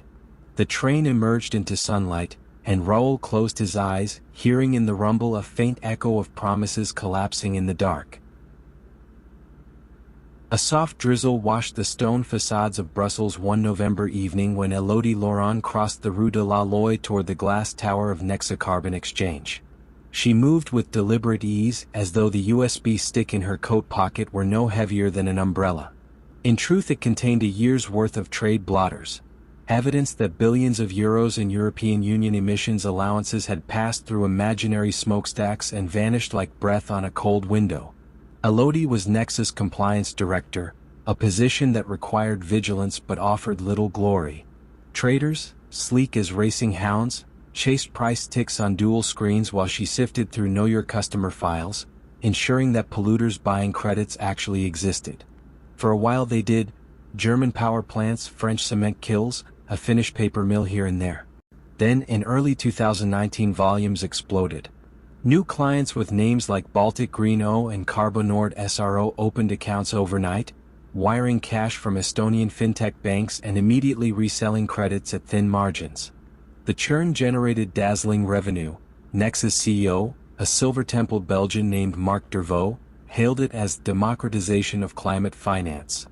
But Elodie noticed incongruities. VAT IDs that traced to vacant lots, directors who were 20-year-old students, duplicate IP addresses logging in from the same Kiev coffee shop. She flagged them. Dervaux waved her off. "The registry vets entities, not us," he said, leaning back beneath a framed quote. "Markets solve everything if you let them breathe." His breath smelled faintly of cedar and scotch. Pressure mounted the next quarter when a boutique audit firm prepared Nexa's IPO prospectus. Numbers shimmered: year-on-year revenue up 240%, headcount doubled, profit margins wider than those of rival exchanges in London and Amsterdam. The board needed a clean compliance opinion, and Dervaux reminded Elodie that her bonus, and her team's, hinged on it. She spent nights scrolling registry logs, eyes burning, until she discovered the pattern. Stolen user credentials from real industrial polluters funneled allowances to shell firms, which flipped them back minutes later, untaxed. The cap-and-trade system was being carousel frauded, just as VAT investigators had warned a decade earlier. Nexus traders earned commissions on each round trip, indifferent to the ghostly origin. Elodie considered anonymous tips to Olaf, the EU's anti-fraud office, yet feared retaliation. She was a single mother with a son in lycée. The cost of secrecy felt easier to bear than the cost of upheaval. Still, one detail pierced her inertia. A Slovak steelworks contacted Nexa to ask why 400,000 of its allowances had vanished overnight. The support ticket was quietly closed by a senior trader who wrote, "Client must have mislogged." Elodie opened the company's registry account and saw it now held zero. She imagined furnaces glowing amid snow-covered hills, managers bewildered, wages at risk. The fraud had ceased to be abstract. She copied server logs onto the USB and slipped it into her coat. Her plan was vague: meet an old acquaintance at the Belgian Financial Services and Markets Authority, hand over everything and accept whatever storm followed. But destiny arrived first in the form of Lars Nystrom, a Swedish investigative journalist whose podcasts Elodie streamed on her commute. He emailed her from a Proton address, subject line, "Need discreet chat missing EUAs." She agreed to coffee at a dim cafe near St. Jerry Market, brick arches still damp from rain. Lars listened more than he spoke. When Elodie produced the USB, his eyes widened, but he cautioned patience. "Provide this to regulators now and Dervaux will claim sloppy oversight, nothing criminal," he said. "We need the chain, the bots, the shell owners, the laundering." He proposed a sting. Elodie would approve one final batch of dubious accounts, which Lars's tech team would trace in real time as credits pinballed across borders. The idea felt perilous yet righteous. She nodded. That weekend she green-flagged Balt Nord Renewables, a Latvian entity registered to a dentist's office. Within hours the account purchased 2 million allowances, financed by an Icelandic crypto exchange. Lars's trackers followed the credits to an Italian energy trader, then to a Maltese SPV, and finally to a Liechtenstein trust controlled by, according to leaked bank docs, one Marcel Derwa, Dervaux's legal surname before he Gallicized it decades earlier. The loop was airtight. Nexa's CEO owned the shells profiting from the carousel. Lars assembled the story like lattice work. On Monday, dawn barely touching the spires of the Grand Place, Elodie met him again. He showed her the flowchart, arrows darting across Europe, ending in a Luxembourg penthouse deeded to a Panamanian foundation. "This publishes Wednesday," he said. "Regulators will need your testimony." Fear slashed through her, but relief followed. The truth was no longer hers alone. Publication hit like a winter squall. Headline banners blared: "Carbon credit crooked, EU's green market eyeing €4 billion swindle." Nexus trading screens froze as regulators suspended activity. Dervaux attempted defiance in a televised press conference, but questions about Bolt Nord installed cracks in his poise. By afternoon he was in custody, charged with money laundering, tax fraud, and market manipulation. Police seized servers. Traders left the building carrying potted figs and cardboard boxes. Collars turned up against cameras. Elodie spent 2 days giving sworn statements in a sterile conference room lined with EU flags. She described ignored warnings, forged invoices, and bonuses pegged to volume regardless of provenance. Investigators thanked her but reminded her she might still face civil liability for delayed disclosure. She accepted the risk. Culpability felt lighter than silence had. Months later the EU revamped registry safeguards, imposing biometric logins and real-time VAT reconciliation. Cap-and-trade volumes dipped, then stabilized. Lars's podcast episode, The Carbon Ghosts, won a journalism prize. In the final segment he played Elodie's voice, filtered for anonymity, explaining why she stepped forward. Climate policy is already fragile. If trust evaporates, the atmosphere will bear the cost. On a mild spring morning, she walked her son along the Canal Saint-Martin in Paris, where she had relocated under a whistleblower protection grant. Cherry blossoms drifted on the water. She no longer carried covert USBs, yet sometimes her fingers brushed her coat pocket out of habit, feeling for secrets that were gone. The air, though cool, smelled faintly of renewal, of markets that could perhaps clear again in honest sunlight. Rita Crundwell spent her lunch breaks at City Hall whisper-stroking glossy catalogs of champion quarter horses. She wore simple cardigans, drove a city-issued pickup, and greeted everyone in Dixon, Illinois by first name. As comptroller, she signed every check that left the municipal treasury, a job so dull most aldermen barely remembered her title. Yet on weekends she traded the truck for a silver Kenworth hauling a custom trailer, gliding into sunlit arenas where announcers called her the First Lady of Halter Horses. No one asked how a $80,000 a year civil servant afforded a stable that looked like a Napa vineyard turned equine spa. The first withdrawal happened in December 1990, an $18,000 wire labeled Sewer Fund Capital, diverted to a freshly opened secret account. The bank had misspelled the city's name, City of Dixon RSC Day. But a friendly manager accepted Rita's explanation that it was a new state grant conduit. Each month she repeated the maneuver, always rounding numbers so they slipped through accounting software without triggering threshold alerts.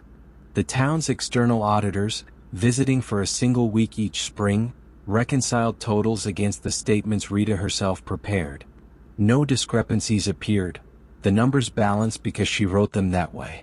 She called the hidden account Reserve Sewer Capital Development, a title bland enough to lull even the most cautious banker. From there, funds flowed into Cascade Ranch, a 150-acre spread ringed by white fencing 3 counties south. Contractors poured marble aisles, installed climate-controlled foaling stalls, and hung chandeliers above the indoor arena. Rita paid each invoice promptly, cashier's checks drawn on the city's phantom reserve. She raced from ribbon cuttings back in Dixon, where potholes deepened and the police cruisers aged, to horse shows where her animals, named Good Eye Will Be or Hottest Night Yet, posed beside silver trophies. Year after year, Dixon's mayor presented balanced budgets. Sales tax receipts looked strong if opaque. State reimbursements hit the ledgers on time, though nobody traced them to original remittance notices. Whenever the council asked why the town's general fund felt tight, Rita explained with patient calm that Springfield was delaying payments again. Her monotone reassured them. Paperwork corroborated her tale.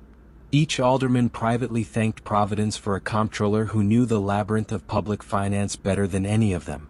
By 2008, Cascade Ranch sparkled on glossy magazine covers, its breeding fees alone topping $800,000 annually. Rita traveled to the AQHA World Show in Oklahoma City wearing diamond-encrusted earrings shaped like stirrups. She told rival breeders she had family investments, and changed the subject. In Dixon, the Parks Department canceled a new riverfront gazebo for lack of funds. Residents blamed the recession. A single email loosened the thread. In April 2012, Kathy Swanson, a young city clerk filling in during Rita's vacation, requested 2 months of bank statements directly from Fifth Third Bank. The envelope arrived thick. Leafing through it, Swanson saw transfers labeled RSCDA that dwarfed the city's entire payroll. She flagged the mayor, who phoned Rita, still suntanned from a Florida show. Rita hurried back, crisp as ever, and asserted there was a mix-up with the state funds. But the mayor felt an ache of doubt and alerted the FBI. Special Agent Patrick Gary drove into Dixon on a drizzly Tuesday, passing the water tower stenciled birthplace of Ronald Reagan. He entered City Hall carrying a plain laptop and asked for a room with a locking door. Over 48 hours he matched state wire confirmations to city ledgers. $53,740,394 missing over 21 years. The pattern was brutally simple, mirror clean on paper, audacious in practice. When agents knocked at Cascade Ranch, horses stamped nervously as they inventoried 400 saddles, 14 championship trailers, and a motor coach with Italian leather couches embroidered with RC. Rita's arrest came quietly. She exited City Hall in beige slacks, wrists cuffed but posture erect, as if heading to yet another ribbon ceremony. Neighbors stood frozen on sidewalks lined with crabapple blossoms, clutching envelopes containing overdue tax bills they now understood all too well. On the courthouse steps a reporter asked, "Did you steal from the children of Dixon?" Rita's lips twitched, she said nothing. Inside the plea hearing, prosecutors displayed a timeline of withdrawals: 1990, $181,000, 1997, $1.1 million, 2004, $3.7 million, 2011, $5.8 million, the bars rising like a cardiogram of unchecked appetite. Rita's lawyer described her as overworked, under-resourced, and drawn into small deceptions that snowballed. The judge lifted his glasses. "Small?" he echoed. He sentenced her to 19 years, remarking that the crime ranked among the largest municipal embezzlements in U.S. history. Cascade Ranch was auctioned over 3 crisp autumn days. Bidders arrived from Texas, Brazil, Abu Dhabi. Horses trotted under floodlights while an announcer recited bloodlines like royal genealogies. Each sale's proceeds returned to Dixon, eventually recovering $40 million, enough to pave streets, fund scholarships, and finally build that gazebo. Yet residents noticed the new asphalt felt strangely bittersweet, as if each smooth stretch whispered what might have been all along. In federal prison Camp Pekin, Rita kept to library duties, cataloging paperbacks about leadership and trust. She requested equine journals, but the warden declined. Outside, Dixon's new finance director installed dual signature protocols, quarterly forensic audits, automatic bank alerts. Schoolchildren toured City Hall and asked where the horses went. Docents steered them toward exhibits about Abraham Lincoln's legal circuits instead. One overcast March morning, the mayor, newly re-elected on a platform of transparency, stood at the rebuilt riverfront. Water rushed beneath the pedestrian bridge, ice floes bumping like cautious questions. He recalled the countless times he'd relied on Rita's spreadsheets, how respectful her silence had seemed. Now he understood, quiet can be camouflage. Across town, a faded banner on a barn still bore Rita's old motto: passion, precision, perfection. Wind tugged at the fabric, revealing sun-bleached patches where letters had peeled away. A passerby paused, reading the remnants. In those missing spaces lay Dixon's lost years, the gap between trust given freely and scrutiny learned too late. He walked on, footsteps echoing against gravel, accompanied by the lingering image of quarter horses that once gleamed brighter than the books they were funded to obscure. Tom Hayes liked numbers for their obedience. As a derivatives trader at UBS's London office, he sat at a desk encircled by 8 monitors, coaxing fractions of a cent from the yawns between interest rate ticks. He was 29, pale, with quick darting eyes that colleagues called calculator eyes. To the outside world, the London Interbank Offered Rate, LIBOR, was an obscure benchmark announced each morning like the weather. To Hayes it was the fulcrum on which billions of dollars of swaps balanced, and a single basis point shift could crown, or crumble, his trading book. LIBOR was supposed to reflect what big banks would pay to borrow from one another. Each weekday, just before 11 a.m., a panel of banks sent estimated borrowing costs to a small bureau run by Thomson Reuters on behalf of the British Bankers Association. The bureau trimmed the top and bottom quartiles, averaged the rest, and published the rate, all in under 5 minutes. It sounded clinical, almost robotic. But the inputs were self-reported, unaudited, and above all, subjective. Hayes noticed the gap between theory and theater during his first month. A senior trader walked past, murmuring, "Need a lower fix tomorrow? See what you can do." Hayes sent an instant message to UBS's LIBOR submitter, a middle-aged man 2 floors down. "Can you set 3-month yen a touch lower? Long position hurting." The submitter replied with a smiling emoticon and the word Roger. Next morning, the published rate kissed Hayes's target, and his book glimmered green. The ease of the maneuver seemed almost disappointing. No password, no offshore shell, merely a polite request. Yet the profit was real, hundreds of thousands overnight. Hayes felt a jolt of possibility, like discovering a hidden escalator in a familiar building. Soon he was coordinating not just within UBS but with contacts at Citigroup, JP Morgan, and Royal Bank of Scotland. They traded jokes in late-night Bloomberg chats. "Dude, think you can lowball SIXS in 9s tomorrow? For you, my son, anything." Each promise arrived wrapped in camaraderie, sealed with the expectation of reciprocation. To justify the collusion, Hayes crafted a personal manifesto. The submissions were opinions, not hard prices, aligning them merely smooth noise for the market. Besides, his managers measured success in profit points, not ethics lectures. Bonuses at UBS could triple base salary, and his fiancée wanted to move from their modest flat to a garden house in Surrey. In 2008 he earned $3 million. In 2009 he aimed for 5. But whispers travel. Across the Thames at the Bank of England, analysts noticed that yen LIBOR drifted oddly away from underlying cash markets. At the Wall Street Journal, a reporter examined anomalies and wrote a cautious piece titled, "Bankers Cast Doubt on Key Rate." Regulators shrugged. LIBOR felt too complex to police and too central to disturb. Meanwhile, the financial crisis deepened, and banks had louder fires to douse. Hayes switched employers to Citigroup Tokyo in late 2009, convinced he could arbitrate Asian hours better from the source. The move doubled his book's size and his influence over submitters. He began keeping a meticulous spreadsheet: date, requested tweak, eventual fix, profit captured. Reviewing the file each Friday produced a gambler's thrill, a private scoreboard no casino could match. Yet the circle widened beyond his line of sight. A junior trader forwarded one of Hayes's cheeky requests to a friend at Barclays, who forwarded it again. By the time it reached an internal compliance filter, the message had mutated into evidence. Barclays, already under investigation for unrelated misconduct, opened its archives and found a trove of chat logs referencing lowball, uppers, and the mighty fix. They self-reported to the Financial Services Authority, offering cooperation in exchange for leniency. Investigators cast a net across Canary Wharf. They subpoenaed years of chat transcripts, emails, and phone recordings. Patterns emerged. Just before 11 a.m., a flurry of pings. Just after, a cluster of profitable trades. When the name Tom Hayes appeared on page after page alongside phrases like, "If you keep 3s where I need, lunch on me," his fate crystallized. July 2012, Surrey. Hayes opened his door to serious fraud office agents in rain-slick coats. He stood barefoot on the threshold, blinking like someone yanked from a vivid dream. They searched his house, seizing laptops filled with spreadsheets, chat logs, a copy of Liar's Poker annotated in the margins. One agent asked if he wanted a solicitor.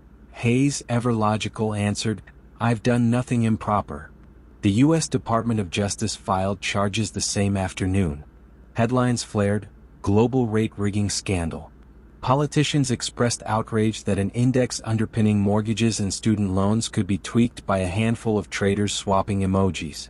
Hayes cooperated at first, naming dozens of counterparts. He sat in sterile interview rooms for 82 hours, explaining the mechanics with near-professorial patience. Prosecutors listened, nodding, recording. When plea talks collapsed over sentencing length, They pivoted, painting him as the scheme's gravitational center. The 2015 trial unfolded at Southwark Crown Court beneath fluorescent lights and the hush of air conditioning. Jurors heard audio clips of Hayes telling a broker, "I'm a greedy trader, don't forget that." They read emails where he celebrated a successful fix with the word, bingo. Defense counsel argued he was a scapegoat, banks encouraged manipulation, then feigned innocence. But the chats, projected 12 feet wide, felt damningly personal. After 9 weeks, the jury convicted on all 8 counts. The judge, voice measured, called Hayes a serial cheat on an industrial scale, and imposed 14 years, later reduced to 11 on appeal. As guards led him away, he glanced toward his wife, who mouthed, "I love you," tears catching courtroom light. Regulators overhauled LIBOR, transferring calculation to the Intercontinental Exchange and demanding real transaction data. Banks paid $9 billion in fines. Submitters attended ethics seminars in windowless conference rooms, scribbling promises in binders they would shelve and perhaps forget. Hayes now resides at Lodham Grange, a prison near Nottingham. He tutors inmates in math, deriving probability puzzles on a chalkboard. Visitors say he still trusts numbers, just not the people who report them. In 2021, the UK began phasing LIBOR out entirely, replacing it with SONIA, a rate anchored to actual trades. The old benchmark. One fog-laden dawn, an ex-UBS submitter walked across Blackfriars Bridge, listening to the river slosh against pilings. He remembered typing rates that were not quite honest but felt inconsequential, tiny nudges in a cosmic machine. He wondered how many mortgages had priced off those nudges, how many student loans, how many fates. The city skyline loomed ahead, glass shards catching tentative sunlight, and he felt an unfamiliar recoil, the awareness that a single decimal placed with casual intent can tilt the balance of lives he will never meet. Elizabeth Holmes arrived at venture capital meetings wearing a black turtleneck and an unwavering gaze. Her voice, lowered by intent and rehearsal, described a world where a single finger prick of blood could scan for hundreds of diseases while the patient waited. She called the device the Edison, after the inventor who, she liked to note, needed 1,000 tries to perfect the light bulb. Investors, many of them aging men wary of missing the next Steve Jobs, nodded as if they, too, smelled the ozone of imminent disruption. Theranos headquarters in Palo Alto looked like an open-concept cathedral. White walls, glass offices, a framed copy of the company's credo, believe in miracles and then make them real. Holmes hired chemists, biostatisticians, and former Apple designers, urging each to think at the intersection of art and science. Yet deadlines arrived quicker than breakthroughs. The Edison's microfluidic channels clogged, antibodies failed to bind, temperature drift knocked assays off kilter. Engineers began running dilution protocols that quietly used larger blood volumes, defeating the foundational promise. Holmes's answer was momentum. She assembled a board whose resumes read like a who's who of American power: Henry Kissinger, George Shultz, General James Mattis. Few had biomedical experience, but all possessed gravitas and networks of capital. When doubts surfaced, Holmes pointed to the board as a validation loop. How could so many luminaries be wrong? She courted the press with controlled photo shoots, soft lighting, her blue eyes fixed on the horizon, a lab coat hanging just so. Magazine covers dubbed her the next Jobs. A PBS anchor asked whether she feared anything. She replied with a small smile, losing time. Inside the analytical chemistry unit, junior employee Erica Chung stared at quality control charts that looked like seismographs, answers shaken by noise. When she raised concerns, a manager advised her to trust the data once the system scales. Tyler Schultz, grandson of board member George, felt the same unease. He tested a patient sample on the Edison and then on a conventional Siemens machine. The results diverged dramatically. Tyler drafted a memo, slid it beneath Holmes's door and waited. Days later, the only response came from Theranos' legal team. A non-disclosure reminder carrying the unspoken threat of ruinous litigation. Meanwhile, Holmes inked deals. Walgreens agreed to host Theranos mini-labs in Arizona stores, betting that convenience would eclipse caution. Patients walked in for cholesterol checks and thyroid panels, unaware that many samples were being shipped to Theranos' backroom conventional analyzers because the Edison failed too often. Test reports carried the Theranos logo nonetheless, and doctors adjusted medications based on numbers that, at times, were wildly wrong. One physician phoned the lab after a patient's critical potassium reading flipped from life-threatening to normal overnight. The answer he received, instrument recalibration, felt less than soothing. At the Wall Street Journal, investigative reporter John Carreyrou heard a whisper from a lab specialist, "It's a house of cards." He cold-called former employees, most too frightened to speak. Then Tyler Schultz, wrestling with loyalty to his grandfather and fidelity to science, provided granular details, manipulated validation studies, cherry-picked comparisons, intimidation tactics. Carreyrou's editors braced for legal siege. Theranos hired heavyweight attorneys and issued letters bristling with phrases like malicious interference. The exposé landed on October 16, 2015, a precision strike of subpoenas, anonymous testimonies, and hard numbers. Holmes appeared on CNBC hours later, eyes wide but voice steady. "This is what happens when you work to change things. First they think you're crazy." Her employees, watching from the cafeteria, felt an unsettling blend of pride and dread. In the lab, a bioengineer whispered, "Science isn't a marketing campaign," and powered down her workstation. Regulators moved next. The Centers for Medicare and Medicaid Services inspected the Newark, California facility and found a refrigerator packed with expired reagents, unqualified personnel certifying results, and a quality control log amended in pencil after failures. CMS issued a scathing report and threatened to revoke Theranos' lab license. Walgreens suspended testing. Safeway walked away from a planned partnership. The board, once Holmes's shield, fractured. Mattis resigned. Kissinger requested independent counsel. Venture capitalists who had begged for allocations now phoned journalists to say they had concerns all along. By 2018, prosecutors charged Holmes and former President Sunny Balwani with wire fraud and conspiracy. The indictment listed patient initials and dollar amounts, reminding the public that behind every data point lay a body trusting the numbers. During the 2021 trial, the courtroom heard recordings of Holmes promising military deployment in Afghanistan and FDA clearance already achieved, claims unsupported by any document. Defense attorneys depicted her as a young dreamer misled by subordinates. Prosecutors displayed emails where she rejected scientists' warnings, "We'll address it in the next build, just hit the demo metrics."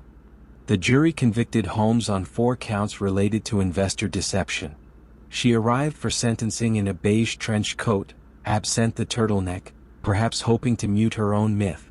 The judge, citing failure at the intersection of hubris and harm, imposed 11 years and 3 months. Balwani received 13. Yet even as she faced prison, Holmes told the New York Times she still believed in the mission. Theranos headquarters now sits empty, weeds push through asphalt where employees once parked electric cars. The walnut conference table where Kissinger toasted the dawn of democratized diagnostics was auctioned to a biotech startup that insists on weekly data audits. In Scottsdale, an Arizona teacher keeps a manila envelope containing 2 Theranos lab reports with conflicting thyroid levels. She shows them to students each semester when discussing critical thinking.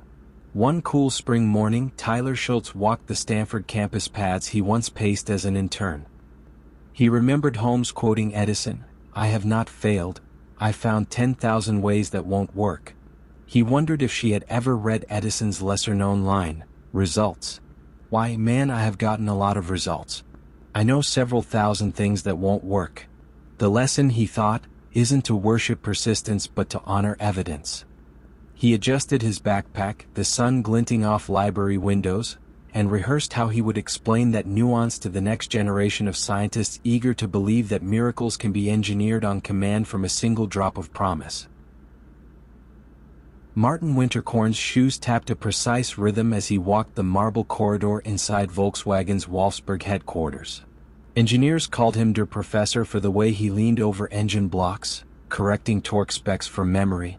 His sermons to senior managers echoed one refrain: perfection is not optional, it is expected. In 2007, with American market share stalling, Winterkorn set an audacious goal: Volkswagen would outsell Toyota in the United States within 7 years. The mandate slid down org charts like a steel ball in a pachinko machine, landing in the engine development wing labeled E488. Diesel Systems, North America. The problem was chemistry. U.S. emission standards demanded nitrogen oxide levels far lower than Europe's, and VW's 2.0-liter TDI engine, advertised as clean diesel, could not meet those limits without expensive exhaust aftertreatment hardware. Oliver Schmidt, an earnest German engineer seconded to VW's Michigan offices, flew back and forth across the Atlantic, carrying spreadsheets that glowed red in tiny rectangles marked NOx. Each red box threatened the schedule. Each delay threatened bonuses key to Winterkorn's milestone. One afternoon in 2008, a software specialist named Axel Iser proposed a workaround. Almost shyly, we can detect the EPA test cycle. Inside every Volkswagen sat an electronic control unit, the ECU, that watched parameters, steering angle, speed, barometric pressure, duration. During lab certification, the car's wheels spun on rollers while the steering wheel stayed fixed. The pattern was predictable. Iser's code would recognize those cues, flip the engine into dyno mode, inject extra urea, and meet emissions targets. Once the test ended and real-world driving resumed, the software would revert to performance mode, delivering peppy acceleration and higher mileage while emitting up to 40 times the legal NOx. They named the algorithm with quiet bravado, defeat device. A meeting in Wolfsburg sealed the pact. Engineers, compliance officers, and mid-level managers sat around a pine table. A PowerPoint slide displayed 2 columns, with SCR system and with software solution. The first column listed costs in millions, the second showed costs in hours. The room hummed with unspoken consensus. Someone asked, "Is this legal?" A quality executive answered, "It is a gray area. Let us focus on achieving targets." The phrase settled over the group like a forgiving blanket. Rollout began in 2009. Marketing chiefs unveiled the Das Auto campaign featuring smiling families filling diesel Jettas at suburban pumps while captions declared, "No compromise." Journalists lauded VW for marrying European torque with Prius-rivaling emissions. Awards followed, sales climbed. Winterkorn congratulated the team, promising promotion paths laid out, like autobahns. Yet data has a stubborn pulse. In 2013, the International Council on Clean Transportation commissioned researchers at West Virginia University to test real-world diesel emissions. Driving up California's I-5, they placed portable analyzers in the trunk of a VW Jetta and a Passat. Readings spiked so high the devices were recalibrated twice. Graduate student Arvind Thiravangadam noted in his log, "Vehicle exceeds standard by factor of 20. Possible equipment error, retest." The anomaly persisted across 1,400 miles. The ICCT forwarded findings to the California Air Resources Board, CARB. Engineers in Sacramento invited VW representatives, including Schmidt, to explain. PowerPoints were exchanged. VW blamed driving conditions, dirty fuel, and technical anomalies. CARB asked for software source code. VW stalled, promising updates, releasing patches that trimmed emissions modestly but never enough. Each patch felt like plaster over cracked concrete. By summer 2015, CARB's patience frayed. They threatened to withhold certification for the upcoming model year. Back in Wolfsburg, a crisis meeting convened on the 14th floor. Winterkorn leaned forward, glasses perched low, and requested a clear technical explanation, no fairy tales. Silence thickened until a senior calibration engineer, his voice barely above a whisper, admitted, "The only explanation is the software we installed." Winterkorn's knuckles whitened on the table edge. He uttered one word, "Unbelievable," though by then belief was irrelevant. September 18, 2015. The U.S. Environmental Protection Agency issued a notice of violation stating Volkswagen had installed illegal defeat devices in 482,000 vehicles. News outlets blasted Dieselgate across screens. Global stock markets clipped $25 billion from VW's valuation in 48 hours. Winterkorn resigned within a week, his farewell video a study in controlled dismay. I am stunned by what has happened. Owners felt a different shock. Emily Johnson, a pediatric nurse in Portland who bought her Golf TDI for the eco-credentials, watched the recall notice arrive like a summons to betrayal. She had named the car Greta. Now she taped the notice to her fridge as a reminder that badges and slogans can lie. Investigations multiplied. The U.S. Department of Justice, German prosecutors, class action attorneys, and the European Commission all opened dossiers. Schmidt, arrested during a Florida vacation in 2017, told FBI agents he had simply executed orders. In a Detroit courtroom he received 7 years and a blunt rebuke from the judge. You saw a roadblock and chose to plow through. Volkswagen pleaded guilty to fraud and obstruction, paying $30 billion in fines, vehicle buybacks, and environmental remediation. Engineers involved in the software's birth faced criminal charges in Germany. Some fled to countries without extradition treaties. The company launched an internal reform program named Together, Strategy 2025, pledging an all-electric future. Cynics noted that slogans are cheap electricity. In Wolfsburg, new CEO Herbert Diess toured assembly lines, pausing at a final inspection station where workers once plugged diagnostic cables into every car. He asked a technician, "Do you trust the numbers on your screen?" The man hesitated, then answered, "I need to." On a misty morning in late 2020, Arvind Thiravengadam stood on a bluff outside Morgantown, West Virginia, watching traffic snake along Interstate 79. He could not see tailpipes from that height, but he imagined invisible plumes, some cleaner now because regulators had woken. He thought about how a few lines of code, intangible as cigarette smoke, had warped not only engines but the calculus of trust. He wondered if future software would bear watermarks of ethical review, the way architecture drawings cite load calculations. Then a diesel pickup downshifted on the grade, rumbling like a distant confession. The researcher zipped his jacket against the wind, feeling both vindicated and uneasy, aware that code still hums behind dashboards, waiting for new ambitions to coax it into darker talents. March wind rattled the windows of St. Gabriel Medical Center in Queens as Victor Almeida, head of procurement, slipped through the employee entrance at 5:20 a.m. He liked arriving before the corridors filled with stretchers and questions. In his leather messenger bag sat 2 phones, an official hospital iPhone that chirped with supply requests, and a private Android whose silence meant money. Victor's resume gleamed, MBA from NYU, internships at Pfizer, 5 years negotiating bulk drug contracts. Yet what drove him was not medicine but margins. 3 winters earlier he had discovered that a hospital's purchasing system allowed expedited vendor onboarding during emergencies. All it took was a tax ID and a single manager's approval, his own. He registered MedAccess Supplies LLC at a mailbox shop in Astoria, listed its director as V. Allen, and began issuing invoices for surgical gloves that never left any warehouse. Nobody noticed. St. Gabriel's budget ran $1.2 billion a year, and gloves were pennies compared with MRI machines. The scam remained modest, $8,000 here, $12,000 there, until early 2020, when headlines spoke of a strange virus overfilling clinics in Italy. Victor felt dread but also an odd tingle. Disruption bred opportunity. On March 3, governors' briefings urged hospitals to stockpile personal protective equipment. Victor opened the MedAccess template on his home laptop, changed latex gloves to N95 respirators, and typed 470,000 units at $4.90 each.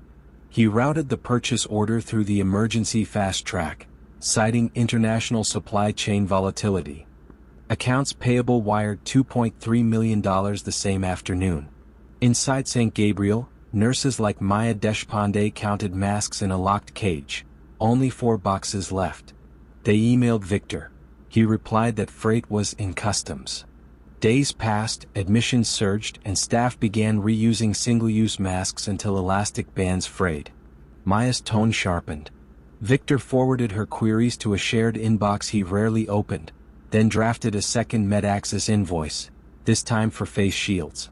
Money flowed swiftly, each payment split between a Cayman account, credit card bills, and a recently purchased two-bedroom condo overlooking Gantry Plaza. Victor justified the risk with half-truths: global chaos, vendor defaults, everyone improvising.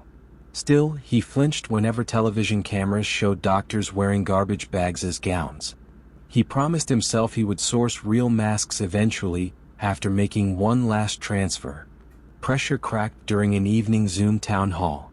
Hospital CEO Ellen Harrington assured staff that 500,000 respirators had shipped. Maya, eyes ringed with fatigue, typed into chat, "Where? We have none on ICU South." Ellen froze, promising to circle back. Off camera she phoned Victor. He blamed FedEx backlogs, offered tracking numbers he invented on the spot, and emailed her a PDF labeled Shanghai Airway Bill, trimmed from a cargo broker's brochure. Ellen forwarded the file to logistics chief Daniel Ruiz, a former Marine whose brother worked at JFK Cargo. Daniel called the airway manager. The shipment ID didn't exist. He then reviewed approved vendors and found MedAccess, with zero website, no Dun & Bradstreet profile, and an address matching a storefront that sold scented candles. Alarms clanged. Daniel printed every MedAccess invoice and walked them to Ellen's office, door shut against the hum of negative pressure wards. Ellen confronted Victor the next dawn in a conference room smelling of bleach. "Show me the freight confirmation or I escalate," she said quietly. Victor's rehearsed excuses, new routing, Bureau of Industry hold, sounded brittle even to him. He asked for 48 hours, claiming a direct call with Chinese customs. Ellen granted 24. Victor returned home, city sirens echoing between high-rises, and opened his banking portal. MedAccess accounts showed $8.6 million. He considered wiring funds back, but which patient would that save? Shame warred with survival. He Googled extradition Cyprus, and drafted a resignation email citing burnout. Midnight glare haloed the screen. Then his phone buzzed. A text from Maya, number leaked via hospital directory, "We're out of masks. 23 intubations tonight. Please help." The words sliced deeper than any legal fear. Morning brought FBI agents instead of customs updates. Daniel's cousin had flagged the fraudulent airway bill. The Bureau obtained an emergency warrant. Victor opened his apartment door to find two agents, masks on, badges lifted. He did not resist. In the unmarked sedan he stared at shuttered storefronts and thought about how a phantom company had stolen not just money but hours of clean breath from people begging for it. The indictment listed wire fraud and theft of federal relief funds. Victor pled guilty within weeks, hoping for leniency. In court, nurses testified via live stream, voices hoarse, memories raw. Maya described sterilizing a single respirator in a pressure cooker because no spares existed. Victor kept his eyes on the floor. The judge sentenced him to 6 years and ordered restitution of $9.1 million, seizing the condo and Cayman balance. St. Gabriel overhauled procurement, requiring multi-signature approval and on-site receipt photos before payment. Supply shortages eased, scars remained. Some staff refused to utter Victor's name, calling him the ghost vendor. In prison, Victor volunteered in the infirmary, changing bandages, logging inventory. Each time he counted gauze pads he double-checked the number, unable to forget spreadsheets where digits turned lives into liabilities. Nights he lay on a metal bunk listening to ventilator alarms drift from the facility hospital 2 wings over. He wondered how many blips echoed because a mask he never shipped had failed to filter one viral particle.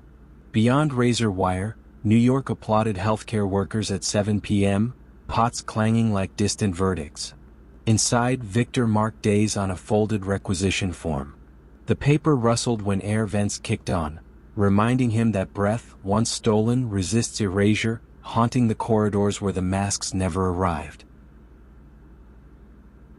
Richard Scrushy loved the theatrical flair of a grand entrance. Most mornings he arrived at HealthSouth's Birmingham, Alabama headquarters in a silver helicopter that touched down on the roof pad with a bass-heavy thump audible in the finance department 11 floors below. Climbing out in Italian loafers, he flashed his trademark thumbs up to employees crowding the windows. They waved back, part awe, part gratitude. The local boy who had turned a single outpatient clinic into the nation's largest rehabilitation empire, 1,900 facilities strong. Behind the lobby's marble waterfall, Chief Financial Officer Aaron Beam tended spreadsheets like a gardener pruning roses. Beam and Scrushy had founded HealthSouth together in 1984. Their friendship felt bulletproof until Wall Street's appetite sharpened. Analysts expected double-digit growth every quarter, and Scrushy promised to oblige. When Beam warned revenue might fall short in 1996, Scrushy leaned forward, voice as soft as chapel carpet. "We cannot miss," he said. "Figure it out." Beam returned to his office, heart pounding. He opened the general ledger system and typed a fictional $40 million line item labeled Other Operating Revenue. He meant it as a one-time patch, an inoculation, but Scrushy celebrated the earnings beat with a champagne toast. That night Beam drove home under humid Alabama stars, feeling equal parts exhilarated and sick. One bogus entry bloomed into a lattice of deception. Each quarter the gap, Scrushy's word, widened. Beam taught 2 staff accountants to create balancing journal entries, slyly rounding figures so they blended with legitimate numbers. Scrushy nicknamed them the family. New CFOs cycled in. Each received the same whispered directive: protect the stock price. The family swelled to 15 insiders who met in a windowless room they sardonically called the Garden, a nod to Eden and original sin. To outside investors, HealthSouth looked unstoppable. Commercials showed stroke survivors tossing canes into the air, proclaiming, "I got my life back at HealthSouth." Scrushy hosted a weekly talk show on local TV called Viewpoint, interviewing pastors and civic leaders beneath bright studio lights. He donated millions to churches, built Birmingham's largest aquarium in his backyard, and sponsored a NASCAR team whose car carried the HealthSouth logo at 190 miles per hour. Yet inside billing operations, physical therapists whispered about patients logged for sessions they never attended. Regional controllers received late-night faxes instructing them to reclassify capital expenditures as revenue offsets. An accountant who questioned an odd $350 million cash-on-hand figure was told, "Corporate handles treasury, stay in your lane." She did, but she noted the line in her diary and underlined it twice. By 2002 the fraud reached $2.4 billion. Numbers so colossal they warped internal reality. The family relied on something they called dollar up/dollar down. If revenue needed an extra $500 million, they inserted it and simultaneously forged an asset, goodwill, prepaid expenses, even parking decks, that balanced the balance sheet. To auditors from Ernst & Young, ledgers appeared tidy. The firm sampled invoices for wheelchairs and crutches, found them legitimate and signed off. Not everyone slept easy. Weston Smith, the latest CFO, joined the Garden meetings reluctantly. Each time he doctored entries, he felt as though he was pushing air into a balloon palpably near rupture. He began confiding in his wife, who urged him to do what's right before right does you. In mid-2002 Smith met with an FBI agent at a rest stop cafe off I-65, sliding across a memo titled, "Accounting Irregularities Overview." The agent, sipping weak coffee, asked a single clarifying question: "Are you willing to wear a wire?" The cymbal crash of forks on plates filled the pause before Smith nodded. Over the next 8 months Smith recorded conversations inside the Garden. Voices sounded casual, even collegial, as they debated whether $200 million or $250 million best bridged the gap. Scrushy seldom appeared in person. He phoned in, the speaker emitting his gentle baritone, "Let's keep it tight, boys." On one tape he laughed, "We're playing in the big leagues now." March 18, 2003. Dawn mist clung to the Cahaba River as 70 federal agents converged on HealthSouth's campus. They seized hard drives, boxed paper ledgers, and escorted a stunned controller past the fitness center where motivational posters proclaimed integrity starts here. Scrushy, traveling in London, issued a fax statement insisting the company was fundamentally sound. HealthSouth shares, once $30, plummeted to 35 cents in a single trading session.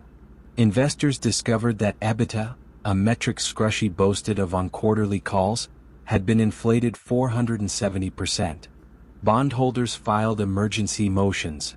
Medicare threatened suspension. Birmingham residents, many of whom held HealthSouth in retirement accounts, watched their nest eggs shrivel like leaves in drought. Smith pled guilty and became the prosecution's star witness. In the 2005 trial at the Hugo L. Black Courthouse, jurors listened as he mapped the fraud's architecture, naming Scrushy as architect-in-chief. Defense attorneys portrayed Smith and the family as rogue actors shielding the CEO from dirty details. Scrushy took the stand, swearing on a borrowed Bible that he never ordered false entries. His smooth confidence, honed on television, charmed the jury. After month-long deliberations, they acquitted him of all 36 counts of accounting fraud. Alabama gasped. Some saw divine deliverance, others muttered about courtroom theatrics. Yet freedom proved temporary. Federal prosecutors in Montgomery soon charged Scrushy with bribery for funneling $500,000 in donations to the governor's lottery campaign in exchange for cushy state hospital board seats. That jury convicted, and in 2007 the helicopter tycoon exchanged loafers for prison greens, beginning a sentence of nearly 7 years. HealthSouth, bruised but not broken, restated earnings, replaced its board and re-emerged as Encompass Health. The new CEO banned private aircraft and installed an ethics hotline answered outside the company. Birmingham's skyline still reflects the glass tower Scrushy built, though its helipad sits vacant, dust collecting in windswept corners. One warm evening in 2019, Weston Smith addressed a group of accounting students at the University of Alabama. He displayed a slide titled Frog Boil Syndrome. Fraud, he explained, rarely leaps fully formed. It simmers, each compromise tiny enough to feel survivable until the water reaches scalding heat. Students scribbled notes, the glow of their laptops reflecting in his glasses. As questions ended, Smith glanced out a window at the distant outline of Red Mountain. Dusk painted the ridge violet, the same hue it held the night he first falsified numbers. For a moment he tasted the metallic thrum of helicopter rotors overhead, phantom echoes of the days when confidence appeared indestructible and crutches served not only patience but the very narrative that finally collapsed under its own weight.